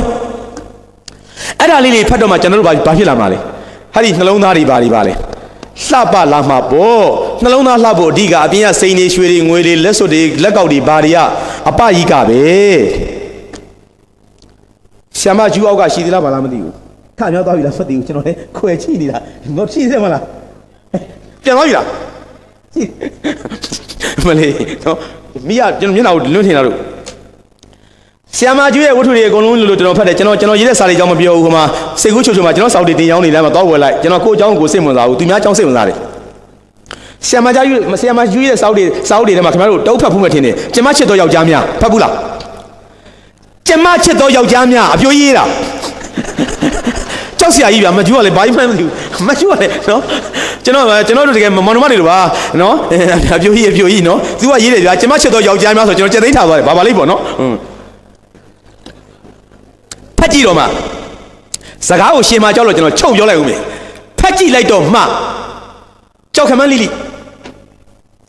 ိမိမတယောက်အိမ်ပြန်လာသားတယောက်နဲ့တွေ့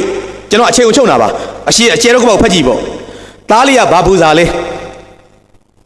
ဲရှင်းတော်လေးလွှဲရင်ဆရာမခွင့်လို့ပေးဦးမိမိရဲ့သားငကွင်းပန်ကျင်နေတဲ့ငကမဟုတ်ဘူးအကွင်းလေးပေါ့ဒီခုခြာတိတ်တွေလှုပ်တာပေါ့မရဒါကိုစိတ်ဆိုးပြီးတော့ဇောင်းဆိုပြီးတော့သားနဲ့စကားမပြောဘဲနဲ့စိတ်ကောက်နေတယ်ဝတ္ထုအကြမ်းမြင့်ဟိုတိတ်ပြောမနေနဲ့ယောက်ျားလို့သူယုံကပြန်လာတယ်မိမကိုနှုတ်ဆက်တယ်မေးရေဘယ်လိုလဲကွာမင်းထမင်းစားတော့မကွာဘာညာဗျာယောက်ျားတဘောကစတာပေါ့အဲ့တော့ယောက်ျားပါဆက်မဲပြီးတော့ဇောင်းနဲ့ဟိုဘက်လက်သွားတယ်ဟေးထမင်းစားမယ်ကွာမင်းမစားသေးဘူးလားဟဲ့ငါမင်းရေချိုးပြီးပြီလားဟာနော်ဘာဖြစ်နေရလဲကွာနော်မင်းကလည်းအချိုးမပြေသေးပါဘူးဒီနေ့မှဖြစ်နေရလေဟုတ်တယ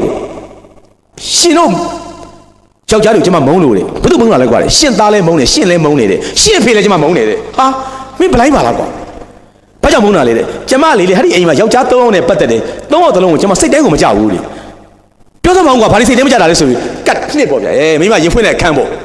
အဲ့ဒီမိမကဘာတွေကိုမကြိုက်တာလဲဆိုတော့အဲ့ဒီသူ့အမျိုးသားရဲ့အဖေကိုမကြိုက်ဘူးသူ့မျိုးသားရဲ့အဖေကအရာရှိဟောင်းကြီးထားပါတော့ရေနံအရာရှိဟောင်းကြီးပေါ့ပင်စင်သားကြီးအသက်65လောက်ရှိပြီဒီအရွယ်မှာတရားနဲ့ဖယားနဲ့တရားနဲ့ဘာဝနာလေးနဲ့ဗာလေးနဲ့ပရဟိတလုပ်ငန်းလေးနဲ့မြို့မိမြို့ဖပါနဲ့နေပါတော့လားတဲ့မဟုတ်ဘူးဗျာတဲ့သူက ညနေစောင်းပြီဆိုတာနဲ့လာသားဆောင်လေးကိုထွက်အေးမြေကြီးကိုရှုလေးလေးတစ်ဖြူးဖြူးနဲ့သမီးရေဖေဖေလုံးကွာဆိုဝီစကီလေး2 ပတ်လောက်ပေါ့အများကြီးလည်းမဟုတ်ဘူး तू ကဂျွန်နီဝါက2 ပတ်လောက်ဆော်ဒါလေးနဲ့ BBC နားထောင်ဖို့ရေဒီယိုလေးနဲ့စင်းတော်လေးဖွာပြီးတော့ तू ကဒါပဲနားထောင်ရေဒီယိုနားထောင်2 ပတ်လောက်တော့ပြီးရင်သမင်းစားပြီးတော့အိပ်ရဝင်အဲ့တော့ तू ကမကြိုက်တာရှင့်ဖေတဲ့ဒီအသက်အရွယ်ရှိနေပြီဒါက2 ပတ်တော့တုံးဖေအားတရားမရှိပါလဲပါညာပေါ့ကျမကမုန်းတယ်နှစ်ကသူ့အကြောင်းကို तू ကမုန်းတယ်ရှင့်ကိုလည်းကျမမုန်းတယ်ဘာကြောင့်လဲသူ့ယောက်ျားဆက်တွေကိုချစ်တတ်သူတဲ့ဆက်တွေချစ်တယ်ဝေလာမြန်မီတာလိကကြီးတွေလောင်ရင်တဲ့ဝေလာမြန်မီကြက်တွေတွေဝေလာမြန်မီသိချက်တွေဝေလာမြန်မီပြန်ဆက်မျိုးမျိုးကိုအဆူဆူဝင်နေတာအိမ်မှာမိမငှက်မချစ်တဲ့လူဆိုယောက်ျားချစ်တော့လဲခွန့်လွတ်ထားရတာသို့တော့ကြာလာတော့စိတ်ပြက်လာတယ်ငှက်တွေကချီးတွေပါချအစာခွက်တွေကိုနှုတ်သီးနဲ့ငှက်ဆိုတာအစာခွက်ကိုစိတ်ဆိုရင်နှုတ်သီးနဲ့လှန်တာကြီးပဲလှန်လိုက်ဆန်တွေအောက်ကိုပြုတ်ကြဓမီတွေပြုတ်ကြအီးတွေပါချရေခွက်တွေကိုနှုတ်သီးနဲ့လှန်ကြရေတွေအောက်ကိုရွှဲသူကကျန်းတွေတုတ်ညစ်ပတ်တော့စိတ်ပြက်တာပေါ့မိမဆိုတာစိတ်ပြက်စရာကြီးပဲနော်ဒီငှက်တွေနဲ့တကယ်ကြီးတကားကအော်ကြယောက်ျားကိုကြည့်ပြရဘူးဒီလိုယောက်ျားမျိုးငါယူမိတယ်နော်ဒီငှက်စောက်ငှက်တွေနဲ့အလုတ်ရှုပ်လို့ပါညာပါဒါတော့ကြိတ်နေနေတာသားလေးကကြတော့လေတဲ့တော့ကြလာရင်မိမိသားအိတ်လေးလွယ်ခြင်းနဲ့ခုခေတ်လူငယ်လေးတွေကိုလွယ်တဲ့အိမ်မျိုးပေါ့တန်ခွင်းလေးတွေနဲ့ချစ်စရာစီးခွင်းလေးတွေနဲ့ရော့ဝယ်ပေးလိုက်တယ်မိမိသားလက်ကောက်ကလေးဝယ်ခြင်းနဲ့ဟန်းချင်းလေးပေါ့အပြော့မလို့ချင်ဘူးမိမိရဲ့ဟန်းချင်းကအမာစားလေးပေါ့ခွင်းအမာလေးနဲ့ပေါ့ကဲရော့သားရဲ့ဒီလိုခေတ်ကယောက်ျားလေးတွေခက်လိုက်တာဟဲလက်ကောက်တွေပါလေးနဲ့ဝတ်ကြပေါ့အဲ့မနေ့ကတော့ तू ကငကွင်းပန်ခြင်းနဲ့ခွင်းလိုက်ဆိုတော့မရစိတ်ဆိုးသွားတာနင်တဖြည်းဖြည်းကဲလာပြီအဲ့ဒါတွေစုပေါင်းပြီး तू ကစိတ်ကောက်နေတာအဲ့ယောက်ျားမေးတဲ့ခါကျတော့ရှင့်အဖေလည်းအချို့တစ်မျိုးတဲ့ရှင်လည်းဆက်တင်နဲ့အချို့တစ်မျိုးတဲ့ရှင့်သားကလည်းယောက်ျားတံမင်းနဲ့ခွင်းနဲ့အိတ်ကိုလွှဲလိုက်လက်ကောက်ဆွတ်လိုက်ငကွင်းပန်စုပူစားလိုက်ကျမစိတ်ပြတယ်ဒီအိမ်မှာတဲ့အဲ့ဒါနဲ့3-4ရက်စိတ်ကောက်နေတဲ့ခါကျတော့မှယောက်ျားငေါက်လိုက်တာမင်းကဒီနေ့ထိတော့မှမင်းစိတ်မပြေနိုင်မင်းနဲ့မင်းကငါ့ကိုလည်းမင်းငါသားကိုလည်းမင်းငါအဖေလည်းမင်းနေတယ်တားမျက်နှာလေးကိုငဲလို့တဲ့ကြည်သားနဲ့ငါသားလေးကဘာမှပြုတ်ရှိဘူးတဲ့မင်းငါမင်းမင်းတဲ့မင်းကငါမှဘယ်လောက်ပြည့်ကြီးနေလို့လဲတဲ့ငါတင်းကြက်ငှက်လေးတွေမွေးတာငါဘယ်လောက်ပြည့်ကြီးနေလဲတဲ့မင်းငါပြောမယ်နော်မင်းကဘယ်လိုယောက်ျားမျိုးကိုကြိုက်တာလဲတဲ့စတစ်ကော်လာလေးနဲ့ကော်လန်စတစ်ကော်လာအတောင့်နဲ့အကောင်းစားနဲ့ပိုးကတိုက်ပုံကြီးအမေတတ်ရရနဲ့စိန်လက်စွန်းနဲ့အတက်ချီ case နဲ့အောက်ကရခိုင်လုံးကြီးအပြောင်စားနဲ့အောက်ကပိန်းနဲ့ဖက်နဲ့ဂရီပါတဲချိုးလေးနီနီရဲလေးတွေချုပ်လေးရဖွဲဦးလို့စမတ်ကြသွားလာပြီးတော့မှကိုချင်းတရားဖောက်ပြန်ပြီးတော့သူများမရပြောင်နှိုက်မရင်ငယ်ထားရုံးကအောက်လင်္ကာမိမတွေကိုအနိုင်ကျင့်ရှုပ်ပွေမင်းအဲ့လိုမကြိုက်တာပြောတာနဲ့မိမတွေ့သွားတာမင်းကစဉ်းစားလိုက်ကွာဆိုပြန်ကောင်းမောင်းထွက်သွားတာအဲ့မှာညဘက်အိမ်မရပဲနဲ့စဉ်းစားတဲ့ခါကျတော့မိမငါများမှားနေပြီလားတကယ်ကြတော့ငါရောက်ခမကြီးကဘာဖြစ်ချင်လဲစဉ်းစားတဲ့ခါကျတော့ဘဝတသက်တာလုံးမှာတတ်ရရနဲ့ဘဝကိုတိဆောက်ပြီးတော့သားတစ်ယောက်ကိုအရာရှိဖြစ်အောင်မွေးတယ်သူ့ရဲ့အကြီးဆုံးလို့ပြောနေတဲ့အဖြစ်ကတော့ညနေတိုင်တဲ့အခါဝီစကီလေး2 ပတ်လောက်တောက်ပြီးတော့အေးစစ်ထိုင်ပြီးတော့ရေဒီယိုနားထောင်သတင်းစာဖတ်ပြီးအေးရတဲ့ဝင်ပြီးတော့သူနားတဲ့လူပေါ့ကိုချင်းတရားကိစ္စမပါဘူးတဲ့ငါရောက်ခမသူများပတ်ဆောင်မလိမ်ဘူးတဲ့သူမသားမရမစော်ကားဘူးတဲ့အရာရှိဝန်ထမ်းဘဝမှာအောက်ချင်ငယ်သားကိုသူမစော်ကားရဘူးတဲ့ဝန်ထမ်းတွေကိုဒုက္ခမပေးခဲ့ဘူးတဲ့သားကိုတာဝန်ကျေစွာပညာတောင်းတင်ခဲ့တယ်တဲ့သူညနေတိုင်းတော့သူဒါလေးနဲ့နားတတ်တယ်ငါ့ယောက်ျားလည်းဒီတိုင်းမင်းတော့တဲ့ခုထိငါ့ယောက်ျားကြတော့မိန်းမလည်းမပွေးအရက်တော်မတောက်တတ်ဘီယာတော်မှမတောက်အောက်ချင်ဝန်ထမ်းနေနဲ့ဆရာဆိုပြီးတော့ဟေးလာဝလာပြောလို့ဘာလို့နေတာပဲတဲ့တခုရှိတယ်သူ့မှာတော့ငှက်လေးတွေရှစ်တတ်တယ်နော်တဲ့သားလေးလည်းဒီတိုင်းပဲတဲ့ဆယ်နောက်အောင်တော့လေတဲ့ဂုံတူးတွေအများကြီးပေါအောင်စူးစမ်းရှာတယ်တဲ့အခုလည်းတက်ကတူကောင်းကောင်းတက်နေပြီစက်မှုတက်ကတူတက်နေတယ်ခုထိလည်းသမီးသားရှိတယ်လို့မကြားသေးဘူး तू ကဒီဂွင်းလေးတွေလူငယ်ဘာသာပေါ့ဗျာသူများလို့တယ်လို့ပေါ့ဗျာငကကလေးတွေဗာလေးတွေတူလီမွတ်စာလေးတွေဗျာဟိုကျိုးလေးတွေဗာလေးသူချစ်တတ်တယ်ပေါ့ဒါလေးတွေငါကြည့်ပြီးတော့ရောက်ခမောင်လည်းမုန်းမိရှောက်ကြလည်းငါမုန်းမိတားလည်းမုန်းမိတို့မိန်းမတွေကခက်လိုက်တာတို့မိန်းမတွေကယောက်ျားတစ်ယောက်ကိုဘလို့ဟာကိုချစ်ရမှာလဲဘလို့ဟာကိုမုန်းမှာလဲမသိပါလားငါတို့ကတတ်ရရနဲ့စမတ်ကြနေပြီးတော့မှကိုချင်းတရားချစားနေတဲ့ကောင်တို့ကထင်ကြီးနေတဲ့ချစ်တတ်ကြတယ်ယောက်ျားဆိုတာတချို့ဘီယာလေးလည်းညနေတော့မှာပေါ့ညာကြီးမီဘောလုံးပွဲဝါသနာပါပြီးတော့တငယ်ချင်းနဲ့ဘောလုံးကြည့်ပြီးတော့ဟာမန်ယူကွာဟာရွန်ဒီကွာချပါညာဆိုပြီးတော့တကောင်ကြပြန်လိုက်လဲလာမှာပေါ့တဲ့ဒါလေးတွေတို့ဘာလို့ခွင့်မလို့ကြတာလဲမိန်းမတွေခွင့်မလို့တဲ့ယောက်ျားမုန်းတဲ့ယောက်ျားဆိုတာကအဲ့လိုဟာတွေမဟုတ်ဘူးတဲ့နှစ်ချစ်တာတို့ဘောလုံးပွဲဝါသနာပါတာတို့ဘီယာလေးတစ်ခါတည်းတောက်တာတို့တငယ်ချင်းတွေနဲ့ရှောက်လေတာတို့ကအပြစ်ကြီးမဟုတ်ဘူးတဲ့ကိုချင်းတရားပြက်ပြီးတော့သူများမရကြောင်တောင်နှိုက်မိန်းကလေးတွေပြက်စီးသူများကိုလိန်ကောက်အဲ့ဒီကောင်မျိုးတို့မောမှာတဲ့အခုတော့ငါအပြစ်မရှိတဲ့သားလေးနဲ့ယောက်ျားနဲ့ရောက်ခမကိုငါညွန်ညင်နေမိတယ်တကယ်တော့ငါမိသားစုမှာတွေ့နေရတဲ့ဒီယောက်ျားသုံးကချစ်တဲ့ယောက်ျားတွေပါလားဆိုပြီးသူရေးထားတာကျမချစ်တော့ယောက်ျားများနှလုံးသားလှသူသာလောကမှာချစ်တဲ့တခြားဝါသနာတွေပါလေဘေးဖက်တာ စိတ်နဲ့စိတ်ထားကောင်းတဲ့သားလေးတွေယောက်ျားတွေယောက်ျားမတွေချစ်ရမှာပါလားသူတောင်ရေးထားတာကျမချစ်တော့ယောက်ျားများစိတ်ထားနှလုံးသားလှသူသားလောကမှာနေရာရစတန်းသူတောင်ပြောနေတာကျွန်တော်တို့ဟာစိတ်နဲ့စိတ်ထားတွေလှဖို့လိုအပ်ပါတယ်နောက်မှာဆရာကိုတာပြောမှာပါကျွန်တော်နည်းနည်းလေးပြောပြီးတာနဲ့ကျွန်တော်စာအကြောင်းမပြောပါဘူးကျွန်တော်သမီးဖတ်ဖို့ဆိုတဲ့စာအုပ်ကိုရေးပါတယ်မန္တလေး FM နေပြီးတော့လဲကျွန်တော်တပတ်ကို2ရက်လောက်အတန်လွှင့်ပါတယ်အဲ့ဒါတွေအားလုံးကအဲ့ဒီဟာတွေကိုရေးတာပါကျွန်တော်စာအုပ်ဖြစ်တဲ့အတွက်ကျွန်တော်မပြောလို့ပါရှာဖတ်ကြည့်လိုက်ပေါ့နော်ဒီလိုပဲစိမ့်လန်းသောမိသားစုများအခုစိတ်ကူးချိုချိုကတင်ရောက်နေတယ်ကံအောင်လျော်တာပဲစာအုပ်ကနှုတ်သုံးမရှိဘူးဖြစ်နေတယ်မလေးကျွန်တော်သွေးတောင်ကြွသွားတယ်ဆရာစာအုပ်တွေတုံးမှမရှိတော့ဆရာအကုန်ကုန်ပြီးတယ်ဆိုတော့ဟာငါမှားပါဦးခါရန်ကုန်ကဘာညာပေါ့ကျွန်တော်လည်းအဲ့ဒီစာမျိုးပဲကျွန်တော်ရေးပါတယ်ကျွန်တော်အကြောင်းကိုကျွန်တော်မပြောဘဲနဲ့ကြပြားလေးတစ်ပုဒ်ကိုယူပြီးကျွန်တော်ညီကုန်းချုပ်ပြရစီကြပြားဆရာနာမည်ကမောင်အောင်ပွင့်ပသိမ်မှာရှိတယ်အခုရှိတယ်မောင်အောင်ပွင့်ကဘာကိုရေးထားလဲဆိုတော့စာနာမှုကိုအခြေခံတဲ့ကြပြားလေးတစ်ပုဒ်ပေါ့ကြပြားနာမည်ကမြစ်စိတ်တယ်ကြပြားကခစ်ပေါ်ကြပြားဖြစ်တဲ့အတွက်နည်းနည်းလေးနားလေးများနည်းနည်းစိမ့်နေမလားလို့ကျွန်တော်ထင်တဲ့အတွက်ကြပြားနောက်ခံလေးကိုကျွန်တော်တစ်ကြောင်းစာနှစ်ကြောင်းစာပြောမယ်ပြီးတော့ကြပြားယူပြီးကျွန်တော်ညီကုန်းချုပ်မှာပါကြပြားရဲ့ view လေးကဘာလဲဆိုတော့နွားချောင်းသားတစ်ယောက်တုတ်လေးတစ်ချောင်းကင်ထားတယ်နှင်းနံလေးပေါ့နှင်းနံနောက်ရိတ်တဲ့တုတ်ကလေးကျွဲတွေနွားတွေကအုပ်လိုက်ကြီးပေါ့အကောင်90တရားလောက်ရှိမယ်ပေါ့မြစ်ကမ်းဆက်ကိုလွေရသည်မှမောင်းချလာတယ်အညာဓလေ့အတိုင်းပူလာတဲ့အခါနွားတွေကိုရေထဲကိုမောင်းချလေးရှိတယ်နွားတွေကရေစိမ့်မယ်တောက်မယ်အေးသွားရင်ပြန်မောင်းပြီးတက်လာမယ်ဒါပေါ့အဲ့တော့ကမ်းဆက်ကိုဆင်းတဲ့အချိန်မှာဘာဖြစ်နေလဲဆိုတော့နွားတွေကရှေ့ရသွားလိုက်ခြီရလေးတွေနည်းနည်းထင်တယ်လူကအဲ့ခြီရလေးကိုပြန်နင်းမယ်လူကနွားတွေကိုနည်းနည်းကြော်သွားမယ်နွား50ကောင်နောက်မှကြမ်းခဲ့မယ်လူချီယာလေးတွေထင်မယ်နွားကအဲ့ချီယာကိုပြန်နင်းမယ်သူ8ယောက်ကို8ယောက်နဲ့တွိုင်းနဲ့မြစ်ကမ်းဆက်လေးရောက်လာတော့ဟိုးဆိုပြီးအကုန်ရေဆင်းချသွားတယ်ပြီးတော့ဘွမ်းဆိုပြီးရေထဲမှာနှစ်ကြမယ်ခေါင်းကြီးတွေဘွားဆိုပေါ်လာကြမယ်ပြီးရေတွေကိုကောင်းနဲ့တောက်ကြမယ်ပြီးဂျိုကြီးတွေပြန်စိန်ထားမယ်ကောက်ကိုရွက်ကလေးတွေကောက်ရိုးကြကြောက်ကလေးတွေရွှွတ်နေကလေးတွေရေထဲကိုဘောလုံးပေါ်လာမယ်ပေါ့အဲ့ဒီမြင်ကွင်းကိုရေးတဲ့ကြပြားပေါ့မြစ်စိတ်ကျွန်တော်ရွတ်ပါမယ်ကြပြားဆရာနာမည်ကမောင်အောင်ဝင်းနဲ့ကြပြားနာမည်ကမြစ်စိတ်အဲ့ဒီနေခင်းကငါကနွားချီယာတွေပေါ်တက်နေနွားတွေကငါချီယာကိုပြန်နင်းနေမြစ်စိတ်ကိုဆင်းသွားလိုက်ကြတာနံပါတ်1ပိုက်ပေါ့ကျွန်တော်ခုနပြောတဲ့မြင်ကွင်းပါပြီးသွားပါပြီအဲ့ဒီနေခင်းကနွားတွေက8ယောက်လူကပြန်နင်းလူက8ယောက်နွားကကိုပြန်နင်းမြစ်စိတ်ဆင်းသွားတယ်ပြန်ရုံမယ်ကျွန်တော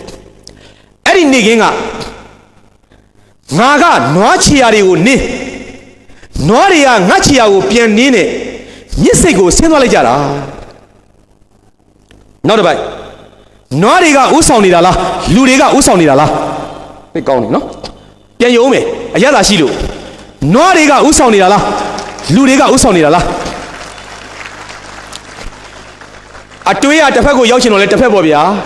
မကောင်းစိတ်တွေဝင်တော့လဲမကောင်းစိတ်ပေါ့နော်အကောင်းစိတ်ကိုထွက်ထားပါကျွန်တော်ကရိုးနေတာဆိုလက်ခုပ်တီးနေတယ်ခင်ဗျားတို့လည်းမနှက်ဖန်ဟောမဲ့ကို OBJ နဲ့သွားတူနေတယ် OBJ ကြီးကမကောင်းမြင်ဝါဒသမားမနှက်ဖန်လာလိမ့်မယ်မကောင်းတဲ့တွေကိုရှောက်ပြောလိုက်မယ်သူမကောင်းမြင်ဘူးဗျာသူကပိဋကကိုဟောနေတာဟိုနေ့ကမှဗမာလည်းမသိဘူးတောင်ကုန်းမှာ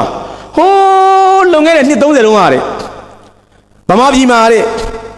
ရှိတယ်တဲ့ဗမာနိုင်ငံဘောလုံးအသင်းဟာတဲ့အရှိတော်အာရှမှာအသင်းတိုင်းကိုနိုင်တာတဲ့အခုတော့အကုန်ရှုံးတယ်တဲ့ OBJ ဟိုးလွန်ခဲ့တဲ့နှစ်30တုန်းကတဲ့အရှိတော်အာရှမှာရန်ကုန်တက်သူကြီးကအကောင်းဆုံးတဲ့အခုတော့လကားတဲ့ဟိုးလွန်ခဲ့တဲ့နှစ်30တုန်းကတဲ့မင်္ဂလာတော်လေစိတ်ကြီးရတဲ့အာရှတိုင်းမှာအကောင်းဆုံးလေစိတ်အလှဆုံးလေစိတ်တဲ့အခုတော့ဘာမှမဟုတ်ဘူးတဲ့ဟိုးလွန်ခဲ့တဲ့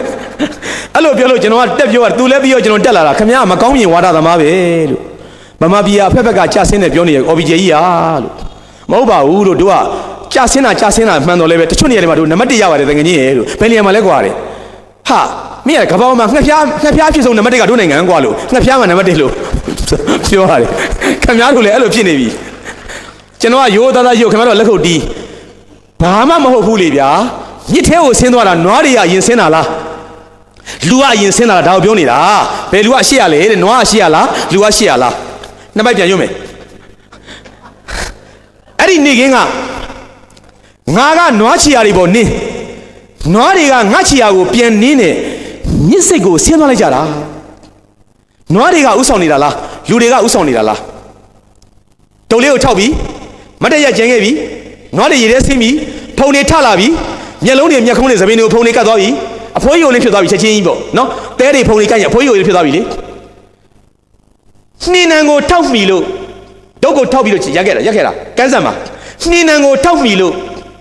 ့နောက်ယုတ်ပြီးကြံခဲ့တဲ့ကန်းပေါ်ကငါရုပ်ပုံမှုံးရာကလင်းလာတော့အိုမင်းမုံမြန်ဆန်လိုက်တာဖုံတွေပြဲသွားပြီမျက်ခုံးလေးတွေမျက်လုံးလေးတွေမှာဟိုလေးဖုံလေးတွေနဲ့နော်နှင်းနံကိုထောက်မိလို့နောက်ယုတ်ပြီးကြံခဲ့တဲ့ကန်းပေါ်ကငါရုပ်ပုံမှုံးရာကလင်းလာတော့အိုမင်းမုံမြန်ဆန်လိုက်တာနောက်ဆုံးပိုက်နောက်ဆုံးတော့ငါလဲငတ်နဲ့နွားတွေလိုရေဆင်းတောက်တာပါပဲလူနဲ့နွားနဲ့တသားတွေနွားတောက်တဲ့ရေကိုလူဆင်းတောက်တယ်ကျွန်တော်တို့နိုင်ငံဟာချွတ်ချုံကြလာတဲ့အတွက်လူနဲ့တိရစ္ဆာန်နဲ့မကွဲပြားတော့ဘူးတဲ့လူတွေကတိရစ္ဆာန်အိတ်တဲ့နေရာမှာအိတ်ကြတယ်တဲ့ဘူတာုံဘေးမှာခွေခွေလေးတွေလူတွေကတိရစ္ဆာန်စားတဲ့အစားအစာကိုစားကြတယ်တီးမင်္ဂဈေးတောက်မှာငါးပုတ်ကြီးတွေပုံထားတယ်ပစွန်ပုတ်တွေပုံထားတယ်ခွေးရအိတ်ငါ့ကိုဆွဲနေတယ်ဒီဘက်ကမိန်းမတွေကလည်းကျွတ်အိတ်တွေနဲ့တန်ကြေးကြီးတွေနဲ့ခွေးကိုမောင်းတယ်အိတ်ငါးပုတ်ကိုဆွဲနေတယ်ခွေးစားမင်ငါ့ကိုလူနေတာတီးမင်္ဂဈေးတစ်သီးတန်းလွှတ်ပြထားတဲ့အပုတ်တွေလိမ္မော်သီးအပုတ်တစ်တော်သီးအပုတ်တခွားသီးအပုတ်ဂေါ်ဘီလိုကြီးတွေတချမ်းပုတ်နေတယ်အဲ့ဒါကိုကြွက်ကဆွဲနေတယ်ဒီဘက်ကလူလေးတွေကလေးလေးတွေကလည်းခြာတိကလေးကအိတ်ကလေးတွေနဲ့တန်ချိတ်ကလေးတွေနဲ့အိမ်အတွက်လာရှာကြရတာကြွက်ကိုမောင်းအောင်သေးတယ်ရှုချိတ်ကြလိမ္မော်သီးလေးတွေချိတ်ကြရတယ်ဂေါ်ဘီလိုကလေးတွေတချမ်းဖဲ့တချမ်းစားသေးတယ်လူနဲ့တိရစ္ဆာန်နဲ့အတူတူဖြစ်နေတယ်လို့ကဘာပြောကြတယ်မင်းတို့နိုင်ငံသူနိုင်ငံသားတွေကလူအိတ်တယ်လို့မအိတ်ရလူစားတယ်လို့မစားရလူတောက်တယ်လို့မတောက်ရတိရစ္ဆာန်တောက်တဲ့ကြီးလဲလူကတောက်လို့တောက်ရတယ်တဲ့ကျွန်တော်ကဒီရေတောက်လိုက်မယ်ကျွန်တော်ကလူနော်ဒီဒါတောက်လိုက်ဦးနော်မောင်ဝင်းကဗျာကဒါကိုပြောတာပါနော်နွားကြောင်သားလေးလူသားလေးနွားတွေတောက်တဲ့ရေဟာလူမတောက်ပါဘူးလို့သိတော်လဲပဲတအားငှက်လာတဲ့အခါကျတော့လေရေထဲကိုအသာဆင်းပြီးတော့ရေလေးနည်းနည်းကြည်သွားတဲ့အခါကုတ်ကိုရွက်ကလေးလေးကိုလက်နဲ့ဖဲကောက်ဥစားလေးတွေကိုလက်နဲ့ဖဲနော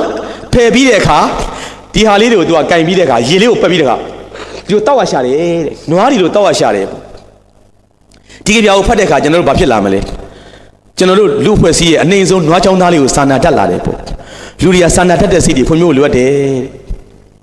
လင်းနဲ့မရလဲစာနာတတ်မှာပေါ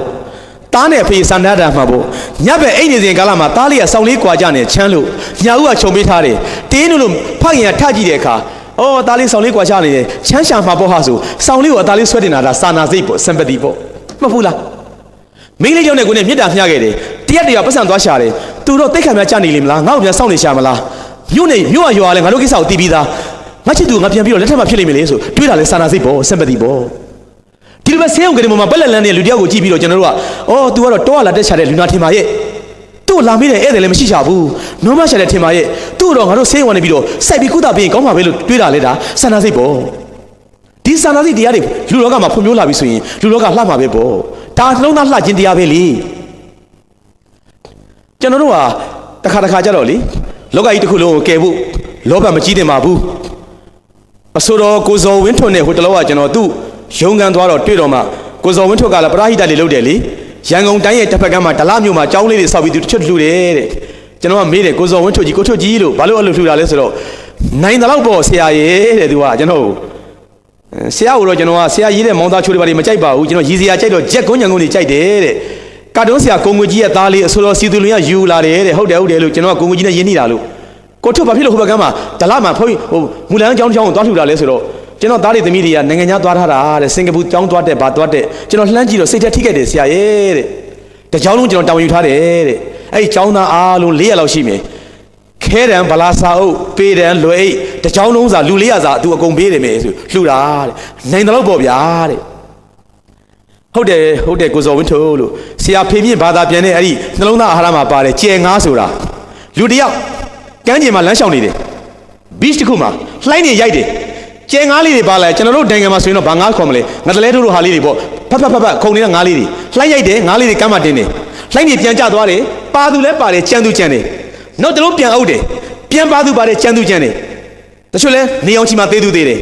လူတယောက်ကကမ်းခြေကိုလမ်းလျှောက်ရင်းနဲ့ beach မှာလမ်းလျှောက်ရင်းနဲ့ကျဲငါးလေးတွေတွေ့တဲ့အခါကောက်ပြီးတော့လွတ်ပြစ်သွားတယ်တကောင်ချင်းပေါ့အကုန်မကောက်ဘူးသူကရှောက်ရင်းနဲ့မှီတဲ့ကောင်လေးတွေကောက်ပစ်ချတာပေါ့သွားတကောင်နောက်ကလူတယောက်လိုက်လာတယ်ပခုံးလှမ်းပုတ်တယ်ဖတ်ဆိုပြီးတော့နောင်ကြီးဆိုတော့ဘာလဲဗျာခင်ဗျဘာလုပ်နေရလဲ ကျွန်တော်ကျဲငါးလေးတွေရေထဲကိုပြစ်ချနေတာတဲ့တေးမှကြောက်လို့တဲ့ဟာခင်ဗျာယူနေတယ်လူလားဗျာတဲ့ကဘာပေါ်မှာပင်လေကမ်းခြေလေးလည်းအများကြီးပဲလှိုင်းတဘိုးတွေလည်းအများကြီးပဲကျဲငါးလေးတွေကမ်းခြေကိုတင်တာလည်းအများကြီးပဲခင်ဗျာဓာတွေကိုကယ်နေလို့တလောကလုံးကကျဲငါးလေးတွေအသက်ရှင်သွားမှာလားတဲ့ရင်းစရာကောင်းလိုက်တာဗျာဆိုတော့ဟိုလူတွေ့သွားတယ်ချက်တော့တယ်ပြီးမှပြန်လှည့်တယ်ဆက်လျှောက်တယ်လေချုံတယ်နောက်တာလှိုင်းတလုံးပြန်ဥတယ်ငါးလေးတွေပါလာပြန်တယ်တကောင်ကိုကောက်တယ်ခုံဆွခုံဆွနဲ့လေးချုံတယ်နောင်ကြီးရဲ့ကဘာပေါ်မှာရှိသောကျဲငါးများအားလုံးကမထူးခြားဆိုလည်းပဲဒီကောင်လေးကမထူးခြားဘူးလားဗျာတဲ့ကြည့်သူရှင်မီးဗျာတဲ့ဖတ်ဆိုပြစ်လိုက်တယ်ကူးတန်းသွားတယ်ကျွန်တော်တို့ဟာလောကကြီးမှာအားလုံးကယ်လို့မရပါဘူးဒီကျဲငါးကောက်သူလိုပဲကျွန်တော်တို့နိုင်တော့ကယ်ရတာ9ယောက်နိုင်ရင်9ယောက်10ယောက်နိုင်ရင်10ယောက်အယောက်100နိုင်ရင်အယောက်100ကျွန်တော်လှမ်းဆွဲကြရတာမွန်ပြည်နယ်မှာလောက်တဲ့ဒီစာပေဟောပြောပွဲကို9ရက်တိုင်တိုင်ဆိုင်းဆရာတွေအများကြီးလာဟောကြတယ်မွန်ပြည်နယ်တခုလုံးပြောင်းလဲသွားမလားမပြောင်းလဲနိုင်ဘူးဒီဘက်ကိုတက်လာတဲ့လူဘယ်လောက်ရှိလဲ900လား1000လားအကုန်လုံးနဲ့မှညာစောက်တွေဖတ်တပတ်ခါပြောင်းလဲအကုန်လုံးโอเคမဖြစ်နိုင်ပါဘူးသို့တော်လည်းပဲဒီထဲမှာတက်နေတဲ့ဆရာတော်တန်ဃာတော်တွေရောဒီလူတို့တွေရော10ယောက်လောက်ကောင်းနိုင်ရင်လေကျွန်တော်ဘက်ကအမြတ်အယောက်100ကောင်းနိုင်ရင်လေအမြတ်အယောက်200ကပြောင်းနိုင်ရင်လေအမြတ်ဒီအယောက်200ကစာတွေပါတွေချစ်လို့ကိုသွေးကိုသွားကိုနိုင်ငံပြောထောင်ရင်လေအမြတ်လို့တပည့်ကျွန်တော်တို့ကလာကြရတာကျွန်တော်တို့ကကျင်ငါးကောက်သူများပါပဲတကောင်းစားနှစ်ကောင်းစားကောက်ပြီးတော့ကျွန်တော်တို့ကပြစ်နေရတာပါကျွန်တော်စကားကိုညီကုန်းချုပ်ပါမယ်ကျွန်တော်တို့နှလုံးသားတွေလှဖို့လိုအပ်ပါတယ်ကျွန်တော်တို့စာနာမှုတရားတွေကြီးမားဖို့လိုအပ်ပါတယ်ကိုအောင်ဆန်းကလည်းစာနာခဲ့ပါတယ်ဆရာဖေမြင့်ဘာသာပင်နဲ့စာအုပ်တွေကလည်းကျွန်တော်တို့စာနာမှုတရားတွေကိုပေးပါတယ်မကျွေးဝတ္ထုကလည်းကျွန်တော်တို့နှလုံးသားတွေကိုလူဟာအပြင်ပကိစ္စတွေကအလကားစိတ်ထားလှခြင်းနေတာအဓိကလို့ပြောခဲ့ပါတယ်ဒီလိုစာမျိုးတွေကိုကျွန်တော်တို့စာရေးဆရာအများစုကရေးကြပါတယ်ကိုအောင်ဖွင့်ကြပြလေးကလည်းကျွန်တော်တို့နိုင်ငံမှာလူနဲ့တိရစ္ဆာန်တွေကရောရောထွေးထွေးရေတူတောက်အစားတူစားအတွေးဖြစ်နေရပါတယ်ဆိုပြီးတော့စာနာဖို့ထိုက်ပြီးပြင်ဖို့တင်ပြီလို့ပြောပါတယ်ကျွန်တော်တို့တိုင်းပြည်သူပြည်သားများအားလုံးသားကလည်းသမီးကိုစာနာလို့လင်ကလည်းမယားကိုစာနာလို့ကျောင်းဆရာကလည်းတပည့်ကိုစာနာလို့ဆရာဝန်ကလည်းလူနာကိုစာနာလို့နိုင်ငံတော်ကြီးကဲများကလည်းပြည်သူလူထုကိုစာနာလို့ကြောက်တော့စာနာပြီးတော့နှလုံးသားလှတဲ့တိုင်းပြည်တစ်ခုကိုအမြန်ဆုံးတည်ဆောက်နိုင်ပါစေလို့ဆုတောင်းရင်းနဲ့ကျွန်တော်ညီကုန်းချုပ်ပါတယ်တလောက်ပါပဲနော်